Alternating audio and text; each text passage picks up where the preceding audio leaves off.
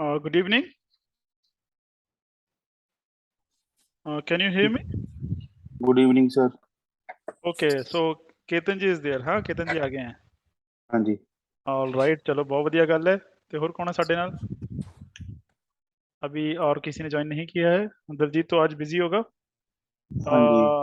Wait करें 1 minute या start करें अभी हम? कर लो, वेट कर लो सर जी, एक आधा मिनट। हाँ, उन्होंने आना है ना, हरचरण क्या नाम है उनका? हाँ जी। राइट राइट राइट, चलो 1 मिनट वेट कर लेते हैं। Right, okay. कल वाला कुछ देखा आपने? हाँ देखिया सर, बाकी हुण मैं कल छुट्टी वाले दिन देखदा। हाँ बिल्कुल बिल्कुल, तो देखो टाइम लगेगा, हाँ ਆਪਾਂ जी। ਤਾਂ ਹੀ ਹੈ ਵੀ 2-3 ਦਿਨ ਹਾਂਜੀ ਕਰਾਂਗੇ ਤਾਂ ਕਿ ਤੁਹਾਨੂੰ ਟਾਈਮ ਵੀ ਮਿਲੇ ਨਾ ਪੜਨ ਦਾ। ਜੇ ਪੜਨ ਦਾ ਟਾਈਮ ਨਹੀਂ ਬਿਲ- ਫਿਰ ਕੋਈ ਫਾਇਦਾ ਵੀ ਨਹੀਂ। ਬਿਲਕੁਲ ਸਰ, ਬਿਲकुल। ਫਿਰ ਤਾਂ ਦਿਸ ਇਜ਼ ਸਮਥਿੰਗ ਮੁਸ਼ਕਿਲ ਹੈ ਨਾ। ਮੁੱਦਾ ਤਾਂ ਇਹ ਦੇਖੋ, ਤੁਸੀਂ ਪੜਨਾ ਹੈ ਨਾ। हाँ जी, हाँ जी। ਹਾਂ, ਮੈਂ ਤਾਂ ਪੜੀ ਨਾਲ ਤੁਹਾਡੇ ਪੜੀ ਜਾਣਾ ਹੈ बिल्कुल सर, बिल्कुल। ਜੀ। ਜਦ ਤੱਕ ਤੁਸੀਂ ਨਹੀਂ ਪੜਿਆ ਉਦੋਂ ਤੱਕ ਫਾਇਦਾ ਨਹੀਂ ਕੋਈ। हाँ जी, हाँ जी।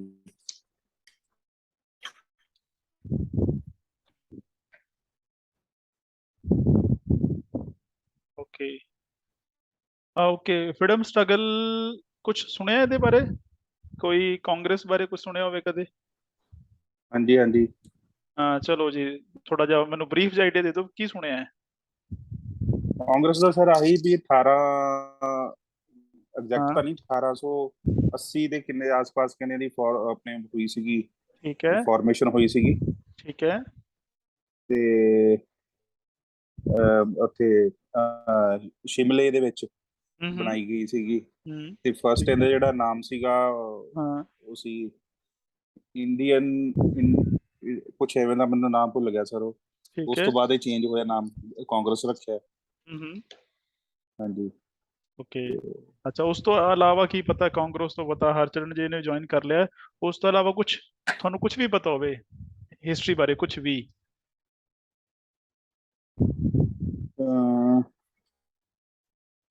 ਹੁਣ ਪੜ੍ਹੀ ਆ ਸਰ, ਪਰ ਹੁਣ ਇੰਨਾ ਮੈਨੂੰ ਯਾਦ ਨਹੀਂ ਆ ਰਿਹਾ। ਹਾਂ ਕੋਈ ਗੱਲ ਨਹੀਂ, ਕੋਈ ਗੱਲ ਨਹੀਂ। ਹਰਚਰਨ ਜੀ ਸੁਣ ਰਹੇ ਹੋ ਮੈਨੂੰ? ਸੁਣ ਰਹੇ ਸਰ। ਓਕੇ ਓਕੇ, ਹਿਸਟਰੀ ਬਾਰੇ ਕੁਝ ਸੁਣਿਆ ਕਦੇ ਪਹਿਲਾਂ?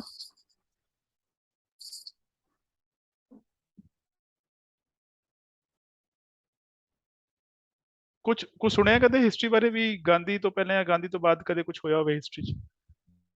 ਕੋਈ ਆਈਡੀਆ ਕਾਂਗਰਸ ਦਾ, ਉਸ ਤੋਂ ਪਹਿਲਾਂ ਦਾ? ਵੀ ਕਾਂਗਰਸ ਤਾਂ ਹੁਣ ਵੀ ਚੱਲਦੀ ਹੈ।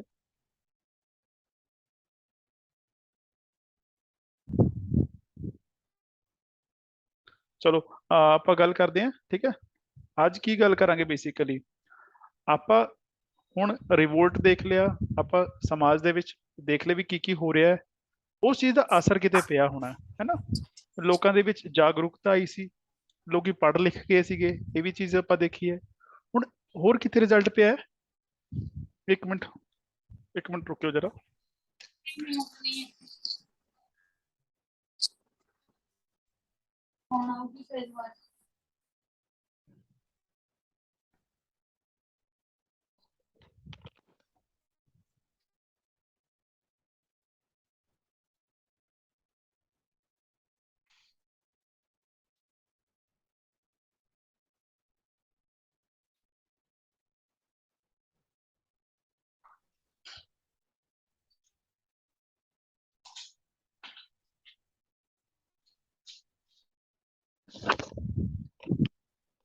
All right, sorry.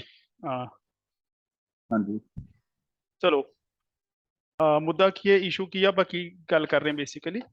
ਦੇਖੋ, ਅੱਜ ਜਿਹੜਾ ਆਪਾਂ ਗੱਲ ਕਰਾਂਗੇ ਉਹ ਪੜਾਂਗੇ ਜਿਹੜਾ ਫ੍ਰੀडम ਸਟ੍ਰਗਲ ਸੀਗਾ ਗਾਂਧੀ ਜੀ ਤੋਂ ਪਹਿਲਾਂ ਦਾ।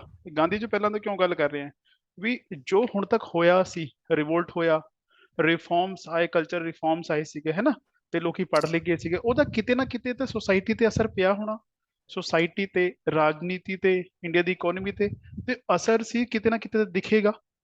ਉਹ ਆਪਾਂ ਗੱਲ ਹਾਂਜੀ। ਕਰਾਂਗੇ ਵੀ ਅਸਰ ਇਹ ਹੈ ਵੀ ਕਾਂਗਰਸ ਬਣ ਗਈ ਸੀ, ਵੀ ਕਾਂਗਰਸ ਨੇ ਕੀ ਕੀਤਾ, ਕਿਸੇ ਚੀਜ਼ ਲਈ ਤਾਂ ਕੰਪੇਨਿੰਗ ਕੀਤੀ ਹੋਣੀ ਕਾਂਗਰਸ ਨੇ, ਹੈ ਨਾ। ਵੀ ਆਜ਼ਾਦੀ ਦੀ ਲੜਾਈ ਲਈ ਕੀਤੀ ਕਿ ਨਹੀਂ ਕੀਤੀ, ਇਹ ਵੀ ਕਨਫਿਊਜ਼ਨ ਹੈ। ਆਜ਼ਾਦੀ ਲਈ ਹਜੇ ਕੁਝ ਨਹੀਂ ਹੋ ਰਿਹਾ। ਤੇ 1885 ਤੋਂ ਲੈ ਕੇ 1915 1915 में ਤਾਂ कह रहे 1915 ਵਿੱਚ ਗਾਂਧੀ ਜੀ ਸਾਊਥ ਅਫਰੀਕਾ ਤੋਂ ਵਾਪਸ ਆਏ ਸੀਗੇ। ਕਿੰਨੇ ਸਾਲ ਹੋ ਗਏ ਜੀ? 30 ਸਾਲ ਹੋ ਗਏ।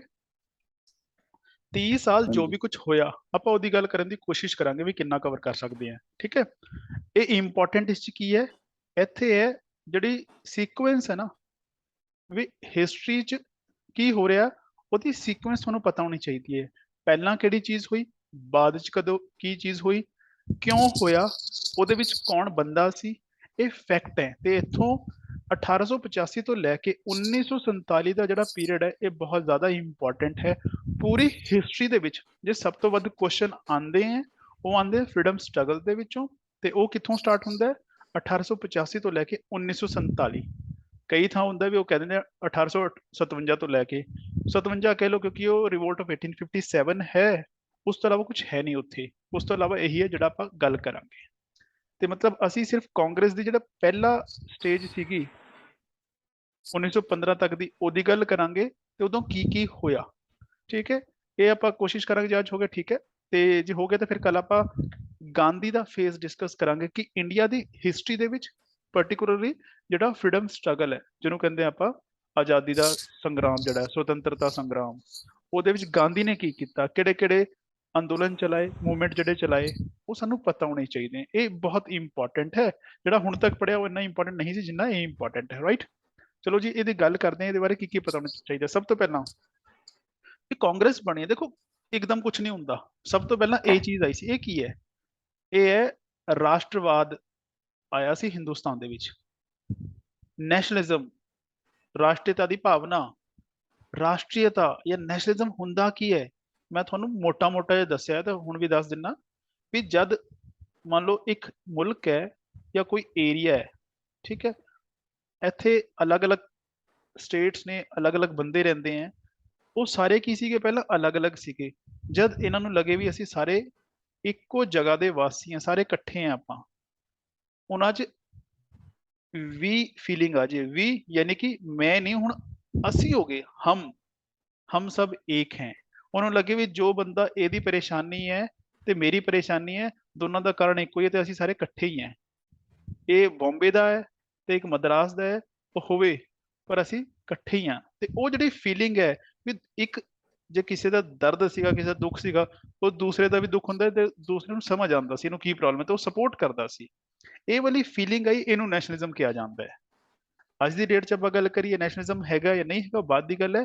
ਜਿੱਥੇ ਆਪਾਂ ਗੱਲ ਕਰਦੇ ਨਾ ਵੀ ਆਹ ਪੰਜਾਬੀ ਹੈ, ਉਹ ਹਰਿਆਣਵੀ ਹੈ, ਇਹ ਹਿਮਾਚਲੀ ਹੈ, ਬਸ ਇੱਥੇ ਆਪਾਂ ਨੈਸ਼ਨਲਿਜ਼ਮ ਖਤਮ ਕਰ ਦਿੰਦੇ ਹਾਂ। ਜਿੱਥੇ ਇਹ ਚੀਜ਼ ਆ ਗਈ ਉੱਥੇ ਨੈਸ਼ਨਲਿਜ਼ਮ ਖਤਮ ਹੋ ਗਿਆ। ਇਹਨੂੰ ਕਹਿੰਦੇ ਰੀਜਨਲਿਜ਼ਮ, ਮੀਨਸ ਖੇਤਰਵਾਦ। ਰੀਜਨ, ਅਲੱਗ-ਅਲੱਗ ਰੀਜਨ ਦੇ ਲੋਕ ਹੈ ਜਿਹੜੇ ਆਪਣੇ ਰੀਜਨ ਨੂੰ ਇੰਪੋਰਟੈਂਸ ਜ਼ਿਆਦਾ ਦਿੰਦੇ ਹੈ, ਉਹ ਇੰਡੀਆ ਨੂੰ ਇੰਪੋਰਟੈਂਸ ਨਹੀਂ ਦਿੰਦੇ। ਤੇ ਜਿੱਥੇ ਇੰਡੀਆ ਨੂੰ ਇੰਪੋਰਟੈਂਸ ਦਿੱਤੀ ਗਈ ਹੋ ਗਿਆ ਨੈਸ਼ਨਲਿਜ਼ਮ। ਠੀਕ ਹੈ, ਤੇ ਇੱਥੇ ਜਿਹੜੀ ਇੰਪੋਰਟੈਂਸ ਹੈ ਉਹ ਇੰਡੀਆ ਨੂੰ ਦਿੱਤੀ ਜਾ ਰਹੀ ਸੀ। ਤੇ ਕਈ ਵਾਰ ਕੁਐਸਚਨ ਆ ਜਾਂਦਾ ਹੈ ਨਾ, ਪੀਪੀਐਸਸੀ ਵਿੱਚ ਕੁਐਸਚਨ ਆ ਜਾਂਦਾ, ਕਲੈਰੀਕਲ ਚ ਨਹੀਂ ਆਉਂਦੇ ਇਦਾਂ ਦੇ ਕੁਐਸਚਨ, ਜਾਂ ਕਈ ਵਾਰ ਉਹ ਪੁੱਛ ਵੀ ਸਕਦੇ ਵੀ ਕੀ ਕਾਰਨ ਸੀਗੇ ਇਹ ਰਾਸ਼ਟਰੀयता ਦੀ ਭਾਵਨਾ, ਨੈਸ਼ਨਲਿਜ਼ਮ ਆਇਆ ਕਿਉਂ। ਉਹਦਾ ਮੋਟਾ ਧਿਆਨ ਰੱਖ ਲਓ। ਪਹਿਲਾਂ ਤਾਂ political unity of India. Hindustan ਪਹਿਲਾਂ ਕੁਝ ਵੀ ਨਹੀਂ ਸੀਗਾ, ਪਹਿਲਾਂ ਅਲੱਗ-ਅਲੱਗ ਰਿਆਸਤਾਂ ਸੀਗੀਆਂ, ਅੰਗਰੇਜ਼ਾਂ ਨੇ ਉਹਨੂੰ ਆਪਣੇ ਅੰਡਰ ਕਰ ਲਿਆ, ਕੰਟਰੋਲ ਕਰਨਾ ਸ਼ੁਰੂ ਕਰਤਾ, ਉਹਨਾਂ ਨੇ ਇੱਕ ਬਣਾਤਾ। ਉਹਨਾਂ ਨੇ ਕਿਹਾ ਵੀ ਇੰਡੀਆ ਹੈ, ਉਹਨਾਂ ਦੇ ਵਾਸਤੇ ਹੁਣ ਪੂਰਾ ਇੰਡੀਆ ਇੱਕ ਸੀਗਾ। ਤੇ ਇੰਡੀਆ ਜਿਹੜੇ ਲੋਕ ਰਹਿੰਦੇ ਸੀ ਉਹਨਾਂ ਨੂੰ ਵੀ ਫਿਰ ਇਹੀ ਲੱਗਣਾ ਸ਼ੁਰੂ ਹੋ ਗਿਆ ਵੀ ਸਾਰਾ ਇੱਕ ਹੈ। ਤੇ ਇੰਡੀਆ ਨੂੰ ਰਾਜਨੀਤਿਕ ਤੌਰ ਤੇ ਜਿਹੜਾ ਜੋੜਿਆ ਹੈ ਉਹ ਅੰਗਰੇਜ਼ਾਂ ਨੇ ਜੋੜਿਆ ਹੈ, ਤੇ ਇਹਦੇ ਨਾਲ ਲੋਕੀ ਜੁੜ ਗਏ ਬੇਸਿਕਲੀ। ਤੇ ਲੋਕੀ ਜੁੜ ਗਏ ਤੇ ਕੀ ਹੋ ਗਿਆ, ਉਹ ਸਾਰੇ ਆਪਣੇ ਆਪ ਨੂੰ ਕਹਿਣ ਲੱਗੇ ਅਸੀਂ, ਔਰ ਉਹਨੂੰ ਲੱਗਦਾ ਸੀ ਸਾਰੇ ਹੁਣ ਇੱਕ ਹੈ। ਵਨਨੈਸ ਦੀ ਫੀਲਿੰਗ, ਏਕਤਾ ਦੀ ਭਾਵਨਾ ਆ ਗਈ। ਪਹਿਲਾਂ ਤਾਂ ਕਰਨਾ ਹੀ ਸੀਗਾ। ਦੂਸਰਾ, ਉਸ ਚ ਯੋਗਦਾਨ ਕਿਹਨੇ ਦਿੱਤਾ, ਜਿਹੜੇ ਫਾਸਟ ਰੈਪਿਡ, ਜਿਹੜੇ ਫਾਸਟ ਟਰਾਂਸਪੋਰਟ ਤੇ ਕਮਿਊਨੀਕੇਸ਼ਨ ਆ ਗਿਆ। ਟਰਾਂਸਪੋਰਟ ਕੀ ਹੈ, ਰੇਲਵੇ ਆ ਗਿਆ। ਪਹਿਲਾਂ ਬੈਲ ਗੱਡੀ ਸੀ ਜੀ, ਤੇ ਹੁਣ ਰੇਲ ਗੱਡੀ ਆ ਗਈ ਸੀ। ਪਹਿਲਾਂ ਜੇ ਕਿਤੇ 100 ਕਿਲੋਮੀਟਰ ਵੀ ਜਾਣਾ ਸੀ ਤੇ ਮੈਨੂੰ ਲੱਗਦਾ 2 ਦਿਨ ਲੱਗਦੇ ਹੋਣੇ ਆ, 3 ਦਿਨ ਲੱਗਦੇ ਹੋਣੇ ਆ। ਹੁਣ ਉਹ ਕਲਕੱਤੇ ਤੋਂ ਬੰਬੇ ਚਲੇ ਜਾਂਦੇ ਸੀ 2-3 ਦਿਨਾਂ ਦੇ ਵਿੱਚ, ਤਾਂ ਹੁਣ ਕਲਕੱਤੇ ਤੋਂ ਮਦਰਾਸ ਚਲੇ ਜਾਂਦੇ ਜੀ 2-4 ਦਿਨਾਂ ਦੇ ਵਿੱਚ। ਤਾਂ ਇਹਦੇ ਨਾਲ ਕੀ ਹੋਇਆ, ਆਪਸ ਚ ਲੋਕੀ ਮਿਲਣਾ ਸ਼ੁਰੂ ਹੋ ਗਏ। ਜਦ ਲੋਕੀ ਮਿਲਦੇ ਨੇ ਤੇ ਲੋਕੀ ਆਪਣੇ ਵਿਚਾਰ ਵਟਾਂਦਰੇ ਵੀ ਕਰਦੇ ਨੇ। ਜੋ ਆਈਡੀਆ ਇੱਕ ਦਾ ਉਹ ਦੂਸਰੇ ਨੂੰ ਦੱਸਦਾ, ਜੋ ਇੱਕ ਪ੍ਰੋਬਲਮ ਇੱਕ ਦੀ ਉਹ ਦੂਸਰੇ ਨੂੰ ਦੱਸਦਾ ਹੈ। ਤੇ ਲੋਕੀ ਮਿਲਦੇ ਨੇ, ਉਹ ਇਕੱਠੇ ਬੈਠਦੇ ਨੇ, ਉਹਨਾਂ 'ਚ ਯੂਨਿਟੀ ਆਉਂਦੀ ਹੈ ਨਾ। ਤੀਸਰੀ ਚੀਜ਼, ਮਾਡਰਨ ਐਜੂਕੇਸ਼ਨ, ਇਹਦੇ ਨਾਲ ਕੀ ਹੋਇਆ? ਮਾਡਰਨ ਐਜੂਕੇਸ਼ਨ ਆਪਾਂ ਕਹਿ ਲਓ ਇੰਗਲਿਸ਼। ਹੁਣ ਇੰਗਲਿਸ਼ ਦਾ ਫਾਇਦਾ ਇਹ ਸੀਗਾ, ਇੰਗਲਿਸ਼ ਨੇ ਜੋੜਿਆ ਐਕਚੁਅਲੀ ਇੰਡੀਆ ਨੂੰ। ਕਿਵੇਂ ਜੋੜਿਆ? ਨਾਰਥ 'ਚ ਵੀ ਸਾਰੇ ਹਿੰਦੀ ਬੋਲਦੇ ਆ, ਈਸਟ ਦੇ ਵਿੱਚ ਬਾਂਗਲਾ ਲੈਂਗੁਏਜ ਚੱਲਦੀ ਹੈ, ਉੜੀਸਾ ਦੇ ਵਿੱਚ ਉੜੀਆ ਚੱਲਦੀ ਹੈ, ਸਾਊਥ ਦੇ ਵਿੱਚ ਕੋਈ ਮਰਾਠੀ ਬੋਲਦਾ, ਕੋਈ ਤੇਲਗੂ ਬੋਲਦਾ, ਕੋਈ ਕੰਨੜ ਬੋਲਦਾ, ਕੋਈ ਮਲਿਆਲੀ ਬੋਲਦਾ ਹੈ। ਤੇ ਫਿਰ ਇੱਕ ਦੂਸਰੇ ਨੂੰ ਤਾਂ ਸਮਝ ਹੀ ਨਾ ਆਵੇ ਕਿਸੇ ਦੀ। ਹੁਣ ਜਿਹੜੀ ਮਾਡਰਨ ਲੈਂਗੁਏਜ ਸੀਗੀ ਇੰਗਲਿਸ਼, ਮਾਡਰਨ ਐਜੂਕੇਸ਼ਨ ਜਿਹੜੀ ਸੀਗੀ, ਇੰਗਲਿਸ਼ ਨੇ ਸਾਰਿਆਂ ਨੂੰ ਜੋੜਿਆ ਹੈ। ਹੁਣ ਇੱਕ ਦੂਸਰੇ ਨਾਲ ਸਾਰੇ ਗੱਲਬਾਤ ਕਰ ਸਕਦੇ ਸੀ, ਯਾਨੀ ਕਿ ਜੋ ਅੰਗਰੇਜ਼ਾਂ ਨੇ ਇੰਡੀਅਨਸ ਨੂੰ ਸਿਖਾਇਆ ਸੀ ਆਪਣੇ ਆਪਣੇ ਵਾਸਤੇ ਵੀ ਅਸੀਂ ਆਪਣਾ ਫਾਇਦਾ ਕਰਾਂਗੇ, ਅਲਟੀਮੇਟਲੀ ਉਹਦੇ ਨਾਲ ਇੰਡੀਆ ਦਾ ਹੀ ਫਾਇਦਾ ਹੋਇਆ, ਕਿਉਂਕਿ ਇੰਡੀਅਨਸ ਇਕਜੁੱਟ ਹੋ ਗਏ ਉਹਦੇ ਨਾਲ। ਉਸ ਤੋਂ ਇਲਾਵਾ ਚੌਥੀ ਚੀਜ਼ ਕੀ ਹੈ? Rise of middle class. ਕਿਹੜੀ? ਇੰਟੈਲੀਜੈਂਸ। ਇੰਟੈਲੀਜੈਂਸ ਕਿਹੜੀ ਹੈ? ਉਹ ਜਿਹੜੀ ਬੁੱਧੀਜੀਵੀ ਆ ਗਏ ਸੀਗੇ, ਇੰਟੈਲੈਕਚੁਅਲਸ, ਜਿਹੜੇ ਆਪਾਂ ਗੱਲ ਕੀਤੀ ਸੀ ਰੇਨੇਸਾਂ ਦੇ, ਬੰਗਾਲ ਰੇਨੇਸਾਂ, ਵੀ ਬੰਗਾਲ ਦੇ ਵਿੱਚ ਪੜ੍ਹੇ ਲਿਖੇ ਲੋਕ ਆ ਗਏ। ਇਸ ਤਰ੍ਹਾਂ ਮਦਰਾਸ ਦੇ ਵਿੱਚ ਵੀ ਆ ਗਏ, ਪੂਨਾ ਦੇ ਵਿੱਚ ਵੀ ਆ ਗਏ, ਤੇ ਬੰਬੇ ਦੇ ਵਿੱਚ ਵੀ ਆ ਗਏ, ਆਗਰਾ ਦੇ ਵਿੱਚ ਵੀ ਆ ਗਏ। ਅਲੱਗ-ਅਲੱਗ ਜਗ੍ਹਾ ਤੇ ਅਲੱਗ-ਅਲੱਗ ਲੋਕ ਆ ਚੁੱਕੇ ਸੀ, ਤੇ ਇੱਕ ਕਲਾਸ ਇਮਰਜ ਹੋ ਰਹੀ ਸੀ ਜਿਹੜੀ ਕਿ ਪੜ੍ਹ ਲਿਖ ਗਈ ਸੀ, ਤੇ ਉਹ ਸੋਚਦੀ ਸੀ ਕਿਹਦੇ ਬਾਰੇ? ਦੋ ਤਿੰਨ ਚੀਜ਼ਾਂ ਨੇ। ਪਹਿਲੀ ਗੱਲ ਤਾਂ ਸਮਾਜ ਬਾਰੇ ਸੋਚਿਆ ਸੀ, ਹੁਣ ਉਹ ਰਾਜਨੀਤੀ ਬਾਰੇ ਸੋਚਦੀ ਸੀ। ਕਿਉਂ ਸੋਚਦੇ ਸੀ? 1857 ਦੇ ਵਿਦਰੋਹ ਤੋਂ ਬਾਅਦ ਅਸੀਂ ਗੱਲ ਕੀਤੀ ਸੀ, ਜਿਹੜਾ ਈਸਟ ਇੰਡੀਆ ਕੰਪਨੀ ਸੀ ਉਹ ਖਤਮ ਕਰ ਦਿੱਤੀ ਗਈ ਸੀ, ਤੇ ਕੰਟਰੋਲ ਕਿਹਨੇ ਲੈ ਲਿਆ? ਕੰਟਰੋਲ ਲੈ ਲਿਆ ਕਰਾਊਨ ਨੇ, ਯਾਨੀ ਕਿ ਜਿਹੜੀ ਰਾਣੀ ਸੀ ਇੰਗਲੈਂਡ ਦੀ। ਹੁਣ ਇਹਦਾ ਮਤਲਬ ਕੀ ਹੈ? ਉਹ ਕਹਿੰਦੇ ਸੀ ਜਿਹੜੇ ਇੰਗਲੈਂਡ ਦੇ ਲੋਕ ਨੇ, ਸਿਟੀਜ਼ਨ ਨੇ, ਉਹ ਕਿਹਦੇ ਸਿਟੀਜ਼ਨ ਨੇ? ਉਹ ਕਰਾਊਨ ਦੇ ਸਿਟੀਜ਼ਨ ਨੇ, ਉਹਦੇ ਸਬਜੈਕਟ ਨੇ, ਉਹਦੇ ਰਿਆਇਆ ਹੈ। ਤੇ ਇੰਡੀਆ ਜਿਹੜਾ ਹੈਗਾ ਹੁਣ ਕਿਹਦੇ ਅੰਡਰ ਹੈ? ਕਰਾਊਨ ਦੇ ਅੰਡਰ ਹੈ, ਯਾਨੀ ਕਿ ਇੰਗਲੈਂਡ ਦੀ ਮਹਾਰਾਣੀ ਦੇ ਅੰਡਰ ਹੈ। ਇਹਦਾ ਮਤਲਬ ਅਸੀਂ ਵੀ ਕਿਹਦੀ ਰਿਆਇਆ ਹੋ ਗਏ? ਇੰਗਲੈਂਡ ਦੀ ਕਰਾਊਨ ਦੀ ਜਾਂ ਮਹਾਰਾਣੀ ਦੇ। ਤੇ ਉਹ ਕਹਿੰਦੇ ਸੀ ਵੀ ਜੋ ਅਧਿਕਾਰ ਇੰਗਲੈਂਡ ਦੇ ਲੋਕਾਂ ਨੂੰ ਮਿਲਦੇ ਆ, ਸਾਨੂੰ ਕਿਉਂ ਨਹੀਂ ਮਿਲਦੇ? ਇਹ ਕਿਉਂ ਪਤਾ ਲੱਗਾ ਉਹਨਾਂ ਨੂੰ? ਕਿਉਂਕਿ ਪੜ੍ਹ ਲਿਖ ਗਏ ਸੀਗੇ ਉਹ, ਬਾਹਰਲੇ ਮੁਲਕ ਜਾਂਦੇ ਸੀ, ਲੰਦਨ ਜਾਂਦੇ ਸੀ, ਪੈਰਿਸ ਜਾਂਦੇ ਸੀ ਪੜ੍ਹਨ ਲਈ। ਜਦੋਂ ਪੜ੍ਹ ਕੇ ਆਏ ਤੇ ਉਹਨਾਂ ਨੂੰ ਚੀਜ਼ਾਂ ਪਤਾ ਲੱਗੀਆਂ, ਤੇ ਉਹਨਾਂ ਨੇ ਕੀ ਕੀਤਾ? ਫਿਰ ਉਹਨਾਂ ਨੇ ਇੱਥੇ ਕੈਂਪੇਨਿੰਗ ਸ਼ੁਰੂ ਕੀਤੀ, ਡਿਮਾਂਡ ਸ਼ੁਰੂ ਕੀਤੀ ਵੀ ਸਾਨੂੰ ਵੀ ਦਿਓ। ਠੀਕ ਹੈ, ਇਹ ਚੀਜ਼ ਆਪਾਂ ਥੋੜੀ ਦੇਰ ਡਿਸਕਸ ਕਰਦੇ ਹਾਂ। ਉਸ ਤੋਂ ਇਲਾਵਾ ਇਨਫਲੂਐਂਸ ਆਫ ਹਿਸਟੋਰੀਕਲ ਰਿਸਰਚ, ਅੰਗਰੇਜ਼ ਹਿਸਟਰੀ ਵੀ ਪੜ੍ਹਦੇ ਸੀ ਤੇ ਰਿਸਰਚ ਕਰਦੇ ਸੀ। ਉਹਨਾਂ ਨੇ ਇੰਡੀਅਨਸ ਨੂੰ ਬਹੁਤ ਚੀਜ਼ਾਂ ਸਿਖਾਈਆਂ, ਜਿਵੇਂ ਆ ਜਿਹੜਾ ਵੇਦ ਹੈ ਨਾ, ਵੇਦ ਬਾਰੇ ਇੰਡੀਅਨਸ ਨੂੰ ਇੰਨਾ ਨਹੀਂ ਪਤਾ ਸੀ ਜਿੰਨੀ ਰਿਸਰਚ ਅੰਗਰੇਜ਼ਾਂ ਨੇ ਕਰਕੇ ਦਿੱਤੀ। ਉਹਨਾਂ ਨੇ ਦੱਸਿਆ ਵੀ ਆਰੀਅਨਸ ਇੱਥੇ ਆਏ ਸੀਗੇ, ਵੀ ਜਿਹੜੀ ਰੇਸ ਹੈ ਆਰੀਅਨਸ ਦੀ ਰੇਸ ਹੈ ਬਾਹਰੋਂ ਆਈ ਹੈ। ਜਦ ਇੰਡੀਆ ਨੂੰ ਪਤਾ ਲੱਗਾ ਸੀ ਵੀ ਯੂਰਪ ਤੋਂ ਹੀ ਆਏ ਹੋਏ ਆ, ਅਸੀਂ ਵੀ ਇਹਨਾਂ ਦੇ ਵਰਗੇ ਜਿਵੇਂ ਅੰਗਰੇਜ਼ ਹੈ, ਉਹ ਕਹਿੰਦੇ ਫਿਰ ਇਹਨਾਂ ਤੋਂ ਕਦੋਂ ਡਰਨਾ। ਜਿਹੜਾ ਉਹਦੇ ਦਾ ਡਰ ਸੀ ਉਹ ਘਟ ਗਿਆ। ਉਸ ਤੋਂ ਇਲਾਵਾ ਰੇਸ਼ਲਿਜ਼ਮ, ਉਹ ਫਰਕ ਤਾਂ ਕਰਦੇ ਸੀ ਅੰਗਰੇਜ਼, ਇਹਦੇ ਨਾਲ ਉਹਨਾਂ ਨੂੰ ਚੀਜ਼ ਨੂੰ ਹੋਰ ਪੁਸ਼ ਮਿਲਿਆ, ਹੈ ਨਾ, ਬਲ ਮਿਲਿਆ ਵੀ ਜਿਹੜਾ ਅਸੀਂ ਅੰਗਰੇਜ਼ਾਂ ਦੇ ਖਿਲਾਫ ਲੜੀਏ। ਉਸ ਤੋਂ ਇਲਾਵਾ ਕੁਝ ਚੀਜ਼ਾਂ ਨੇ, ਜਿਵੇਂ ਕੰਟੈਂਪਰੇਰੀ ਜੋ ਇਵੈਂਟਸ ਹੋ ਰਹੀਆਂ ਸੀ, ਜੋ ਮੂਵਮੈਂਟਸ ਚੱਲ ਰਹੇ ਸੀ ਯੂਰਪ ਦੇ ਵਿੱਚ। ਇਹ ਜਿਹੜਾ ਪੀਰੀਅਡ ਹੈ, ਜੇ ਦੇਖੋ ਫਰਾਂਸ ਦੇ ਵਿੱਚ ਉੱਥੇ ਕ੍ਰਾਂਤੀ ਆਈ ਸੀਗੀ, ਹੈ ਨਾ, 1799 ਦੇ ਵਿੱਚ ਫਰਾਂਸ ਦੀ ਕ੍ਰਾਂਤੀ ਆਈ ਸੀ। ਤੇ ਇਹ ਵੀ ਪਤਾ ਹੋਏਗਾ ਤੁਹਾਨੂੰ 1805 ਦੇ ਵਿੱਚ ਉੱਥੇ ਨੈਪੋਲੀਅਨ ਨੇ ਸਾਰਾ ਕੁਝ ਸਾਂਭ ਲਿਆ ਸੀ। ਇਹ ਜਿਹੜਾ ਪੀਰੀਅਡ ਸੀ ਉੱਥੇ ਕੁਝ ਚੀਜ਼ਾਂ ਨਵੀਂ ਆਈ, ਜਿਵੇਂ ਇਕੁਐਲਿਟੀ, ਵੀ ਸਾਰਿਆਂ ਨੂੰ ਬਰਾਬਰੀ ਦਾ ਦਰਜਾ ਮਿਲਣਾ ਚਾਹੀਦਾ, ਰਿਆਇਆ ਨੂੰ, ਕੋਈ ਛੋਟੀ ਕੋਈ ਵੱਡੀ ਨਹੀਂ ਹੁੰਦੀ। ਇਹ ਚੀਜ਼ਾਂ ਉੱਥੇ ਆਈਆਂ। ਹੁਣ ਜਦ ਇਹ ਚੀਜ਼ਾਂ ਆਣਗੀਆਂ ਤਾਂ ਉਹਦਾ ਫਰਕ ਕਿੱਥੇ ਪਏਗਾ? ਉਹਦਾ ਫਰਕ ਇੰਡੀਆ 'ਚ ਪੈ ਰਿਹਾ ਸੀ, ਕਿਉਂਕਿ ਜਿਹੜਾ ਟੀਪੂ ਸੁਲਤਾਨ ਸੀਗਾ ਉਹਦੇ ਕੰਟੈਕਟ ਸੀਗੇ ਫਰਾਂਸ ਦੇ ਨਾਲ, ਤੇ ਆਬਵੀਅਸ ਹੈ ਉਹ ਚੀਜ਼ ਖਤਮ ਤਾਂ ਨਹੀਂ ਹੋ ਜਾਂਦੀ, ਅਜੇ ਵੀ ਆ ਰਹੀ ਸੀ। ਉੱਥੇ ਛੋਟੇ ਛੋਟੇ ਮੁਲਕ ਜਿਹੜੇ ਸੀਗੇ ਉਹ ਨਵੇਂ ਬਣਦੇ ਸੀਗੇ। ਜਿਹੜੀ ਕਲੋਨੀ ਸੀਗੀਆਂ ਸਾਊਥ ਅਮਰੀਕਾ ਦੀਆਂ, ਉਹ ਕਦੇ ਅੰਡਰ ਹੁੰਦੀ ਸੀ ਯੂਰਪ ਦੇ, ਉਹ ਅਲੱਗ ਹੋ ਰਹੇ ਸੀ। ਉਹ ਕਹਿੰਦੇ ਜਦ ਉਹ ਕਰ ਸਕਦੇ ਤੇ ਅਸੀਂ ਵੀ ਕਰ ਸਕਦੇ, ਉਹਨਾਂ ਦਾ ਫਰਕ ਪੈ ਰਿਹਾ ਸੀ। ਉਸ ਤੋਂ ਇਲਾਵਾ ਜਿਹੜੇ ਆਪਾਂ ਗੱਲ ਕੀਤੀ, ਜਿਹੜੇ ਰਿਫਾਰਮ ਮੂਵਮੈਂਟ ਸੀਗੇ ਉਹਨਾਂ 'ਚ ਦੋ ਤਰ੍ਹਾਂ ਦੇ ਸੀਗੇ। ਇੱਕ ਰਿਵਾਈਵਲਿਸਟ, ਜਿਹੜੇ ਪੁਰਾਣੇ ਜ਼ਮਾਨੇ 'ਚ ਜਾਣਾ ਚਾਹੁੰਦੇ ਸੀ ਵੀ ਧਰਮ ਨੂੰ ਦੁਬਾਰਾ ਸਟਾਰਟ ਕੀਤਾ ਜਾਵੇ। ਇੱਕ ਕਿਹੜੇ ਸੀ? ਰਿਫਾਰਮਿਸਟ, ਜਿਹੜੇ ਸੁਧਾਰ ਕਰਨਾ ਚਾਹੁੰਦੇ ਸੀ। ਉਹ ਕਹਿੰਦੇ ਉਹਨਾਂ ਨੇ ਵੀ ਇਸ ਚੀਜ਼ ਨੂੰ ਹੋਰ ਜ਼ੋਰ ਦਿੱਤਾ, ਲੋਕਾਂ ਨੂੰ ਜੋੜਿਆ ਉਹਦੇ ਨਾਲ। ਫਿਰ ਇੱਕ ਚੀਜ਼ ਹੋਰ ਹੋਈ, ਜਿਹੜੇ ਲੋਕੀ ਪੜ੍ਹ ਲਿਖ ਕੇ ਸੀਗੇ ਉਹਨਾਂ ਨੇ ਇੰਡੀਆ ਦੀ ਜਿਹੜੀ ਇਕਨੋਮਿਕ ਕੰਡੀਸ਼ਨ ਹੈ, ਆਰਥਿਕ ਜਿਹੜੀ ਦਸ਼ਾ ਹੋ ਰਹੀ ਸੀ, ਖਰਾਬ ਹੋ ਰਹੀ ਸੀ, ਉਹਨਾਂ ਨੇ ਉਹਨੂੰ ਸਟੱਡੀ ਕੀਤਾ ਵੀ ਕਿਉਂ ਹੋ ਰਹੀ ਹੈ। ਫਿਰ ਉਹਨਾਂ ਨੇ ਇੱਕ ਥਿਊਰੀ ਦਿੱਤੀ, ਉਹਨੂੰ ਕਹਿੰਦੇ drain of wealth theory. Drain of wealth, ਇਹਦਾ ਮਤਲਬ ਕੀ ਹੈ? ਵੀ ਜਿਹੜਾ ਵੈਲਥ ਹੈ ਇੰਡੀਆ ਦਾ ਉਹ ਡਰੇਨ ਹੋ ਰਿਹਾ ਜੀ ਕਿੱਥੇ ਬਾਹਰ ਮਤਲਬ ਕਿ ਇੰਡੀਆ ਸੋਨੇ ਦੀ ਚਿੜੀਆ ਸੀਗਾ ਸੋਨੇ ਦੀ ਚਿੜੀ ਤੇ ਹੁਣ ਜਿਹੜਾ ਪੈਸਾ ਹੈ ਉਹ ਅੰਗਰੇਜ਼ ਲੁੱਟ ਕੇ ਲਿਜਾ ਰਹੇ ਨੇ ਪਹਿਲਾਂ ਸੋਚਦੇ ਸੀ ਜਿਹੜੇ ਅੰਗਰੇਜ਼ ਨੇ ਇੰਡੀਆ ਦਾ ਭਲਾ ਕਰ ਰਹੇ ਨੇ ਪਰ ਜਦੋਂ ਉਹਨਾਂ ਨੇ ਸਟੱਡੀ ਕੀਤਾ ਉਹ ਕਹਿੰਦੇ ਨਹੀਂ ਜੋ ਵੀ ਅੰਗਰੇਜ਼ ਇੱਥੇ ਕਰ ਰਹੇ ਨੇ ਐਕਚੁਅਲ 'ਚ ਉਹ ਇੰਡੀਆ ਨੂੰ ਲੁੱਟ ਰਹੇ ਨੇ ਜਦ ਇਹ ਪਤਾ ਲੱਗਾ ਤੇ ਹੋਰ ਜਿਹੜੇ ਵੀ ਚੀਜ਼ ਅੰਦਰ ਖਿਆਲ ਸੀਗੇ ਉਹਨਾਂ ਨੂੰ ਹੋਰ ਪੁਸ਼ ਮਿਲੇ ਨੇ ਕਿ ਨਹੀਂ ਯਾਰ ਆਪਾਂ ਨੂੰ ਤਾਂ ਲੜਨਾ ਪੈਣਾ ਹੈ ਫਿਰ ਜਿਹੜੇ ਉਸ ਟਾਈਮ ਦੇ ਗਵਰਨਰ ਸੀਗੇ ਲਾਰਡ ਲਿਟਨ ਇਹਨੇ ਕੁਝ ਇਦਾਂ ਦੀ ਪਾਲਿਸੀਆਂ ਅਖਤਿਆਰ ਕੀਤੀਆਂ ਜਿਸ ਦੇ ਨਾਲ ਜਿਹੜੇ ਇੰਡੀਅਨ ਸੀਗੇ ਉਹ ਨਾਰਾਜ਼ ਹੋ ਗਏ ਜਿਵੇਂ ਇਹਨੇ ਕਰਤਾ ਇੱਕ ਆਰਮਸ ਐਕਟ ਹਥਿਆਰਾਂ ਦਾ ਇੱਕ ਕਾਨੂੰਨ ਪਾਸ ਕੀਤਾ ਵੀ ਜਿਹਦੇ ਕੋਲ ਹਥਿਆਰ ਹੈ ਉਹ ਕੋਈ ਇੰਡੀਅਨ ਹਥਿਆਰ ਨਹੀਂ ਰੱਖ ਸਕਦਾ ਇੱਕ ਪਾਸ ਕੀਤਾ ਇਹਨੇ ਵਰਨੈਕੂਲਰ ਪ੍ਰੈਸ ਐਕਟ ਵੀ ਵਰਨੈਕੂਲਰ ਦਾ ਮਤਲਬ ਕੀ ਹੁੰਦਾ ਹੈ ਵਰਨੈਕੂਲਰ ਮਤਲਬ ਰੀਜਨਲ ਲੈਂਗੁਏਜ ਜਿਹੜੀ ਆਪਦੀ ਲੈਂਗੁਏਜ ਹੈ ਉਸ ਦੇ ਵਿੱਚ ਪ੍ਰੈਸ ਐਕਟ ਵੀ ਕਿਸੇ ਵੀ ਇੰਡੀਆ ਦੀ ਲੈਂਗੁਏਜ ਦੇ ਵਿੱਚ ਜਿਹੜੀ ਰੀਜਨਲ ਲੈਂਗੁਏਜ ਉਹਦੇ ਵਿੱਚ ਅਖਬਾਰ ਨਹੀਂ ਛਪੇਗਾ ਅਖਬਾਰ ਸਿਰਫ ਔਰ ਸਿਰਫ ਅੰਗਰੇਜ਼ੀ 'ਚ ਛਪੇਗਾ ਕਿਉਂ ਕਿਉਂਕਿ ਜਿਹੜੇ ਕਿਸੇ ਵੀ ਲੀਡਰ ਦੇ ਆਈਡੀਆ ਸੀਗੇ ਉਹ ਕਿਵੇਂ ਫੈਲਦੇ ਸੀਗੇ ਅਖਬਾਰ ਨਾਲ ਤੇ ਜਨਤਾ ਹਜੇ ਸਾਰੀ ਪੜ੍ਹੀ ਲਿਖੀ ਨਹੀਂ ਸੀਗੀ ਹੁਣ ਜਿਹੜਾ ਬੰਦਾ ਮੰਨ ਲਓ ਬਾਂਗਲਾ ਦੇ ਵਿੱਚ ਹੈ ਨਾ ਉਰਦੂ ਦੇ ਵਿੱਚ ਜਾਂ ਹਿੰਦੀ ਦੇ ਵਿੱਚ ਅਖਬਾਰ ਛਾਪਦਾ ਸੀ ਉਹ ਪਿੰਡਾਂ 'ਚ ਜਾਂਦੇ ਸੀ ਪਿੰਡਾਂ ਵਾਲੇ ਲੋਕ ਪੜ੍ਹਦੇ ਸੀ ਸ਼ਹਿਰਾਂ ਵਾਲੇ ਲੋਕ ਪੜ੍ਹਦੇ ਸੀ ਉਹਨਾਂ ਨੂੰ ਉਹ ਜਿਹੜੇ ਆਈਡੀਆ ਸੀਗੇ ਉਹ ਸਮਝ ਆਉਂਦੇ ਸੀ ਉਹ ਕਹਿੰਦੇ ਹਾਂ ਯਾਰ ਆਹ ਚੀਜ਼ ਗਲਤ ਹੈ ਹੁਣ ਅੰਗਰੇਜ਼ ਕਹਿੰਦੇ ਵੀ ਇਸ ਚੀਜ਼ ਨੂੰ ਇੰਗਲਿਸ਼ ਛਾਪੋ ਤਾਂ ਕਿ ਜਿਹੜੇ ਆਈਡੀਆਜ਼ ਨੇ ਲੋਕਾਂ ਨੂੰ ਸਮਝ ਹੀ ਨਾ ਆਉਣ ਤੇ ਇਹ ਜਿਹੜੇ ਐਕਟ ਨੇ ਨਾ ਦੋ ਇਹ ਤੀਸਰੀ ਇੱਕ ਚੀਜ਼ ਸੀ ਕਿ ਜਿਹੜਾ ਆਈਏਐਸ ਦਾ ਪੇਪਰ ਹੁੰਦਾ ਅੱਜ ਉਦੋਂ ਵੀ ਹੁੰਦਾ ਸੀ ਉਦੋਂ ਉਹਨੂੰ ਆਈਸੀਐਸ ਕਹਿੰਦੇ ਸੀ ਲਿਟਨ ਨੇ ਕੀ ਕੀਤਾ ਜਿਹੜੀ ਏਜ ਹੈ ਪੇਪਰ ਦੇਣ ਦੀ ਉਮਰ ਉਹ ਘਟਾਤੀ ਉਹ ਪਹਿਲਾਂ ਵੱਧ ਸੀ ਕਿ 23 ਸਾਲ ਕਰਤੀ ਬਾਅਦ ਚ ਉਹਨੂੰ ਲੈ ਕੇ 19 ਸਾਲ ਲਿਆਏ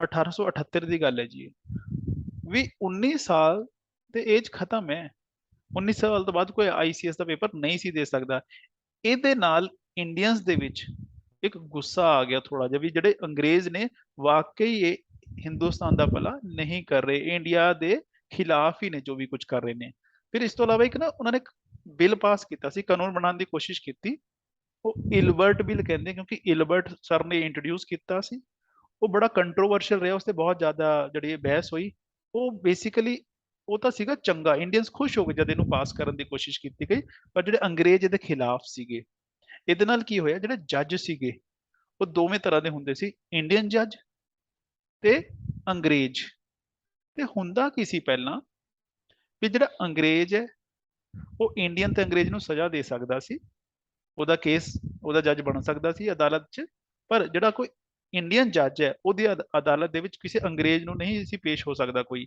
ਉਹ ਕਿਸੇ ਨੂੰ ਸਜ਼ਾ ਨਹੀਂ ਦੇ ਸਕਦਾ ਤੇ ਇਸ ਬਿੱਲ ਨਾਲ ਇਸ ਕਾਨੂੰਨ ਨਾਲ ਉਹਨਾਂ ਨੂੰ ਪਾਵਰ ਦੇ ਦਿੱਤੀ ਗਈ ਕਿ ਹੁਣ ਉਹ ਅੰਗਰੇਜ਼ ਨੂੰ ਵੀ ਸਜ਼ਾ ਦੇ ਸਕਦੇ ਹੈ ਇਹਦੇ ਨਾਲ ਅੰਗਰੇਜ਼ ਸਾਰੇ ਨਾਰਾਜ਼ ਹੋ ਗਏ ਤੇ ਉਹਨਾਂ ਨੇ ਕੋਸ਼ਿਸ਼ ਕਰਕੇ ਇਹਨੂੰ ਖਤਮ ਕਰਾਤਾ ਇਹਦੇ ਨਾਲ ਇੰਡੀਅਨਸ ਨੂੰ ਲੱਗਿਆ ਵੀ ਇਹ ਤਾਂ ਸਾਡੇ ਕੋਈ ਸਪੋਰਟ ਵਾਕਈ ਨਹੀਂ ਕਰਦੇ ਇਹ ਤਾਂ ਸਿਰਫ ਦਿਖਾਵਾ ਹੀ ਨਾ था राइट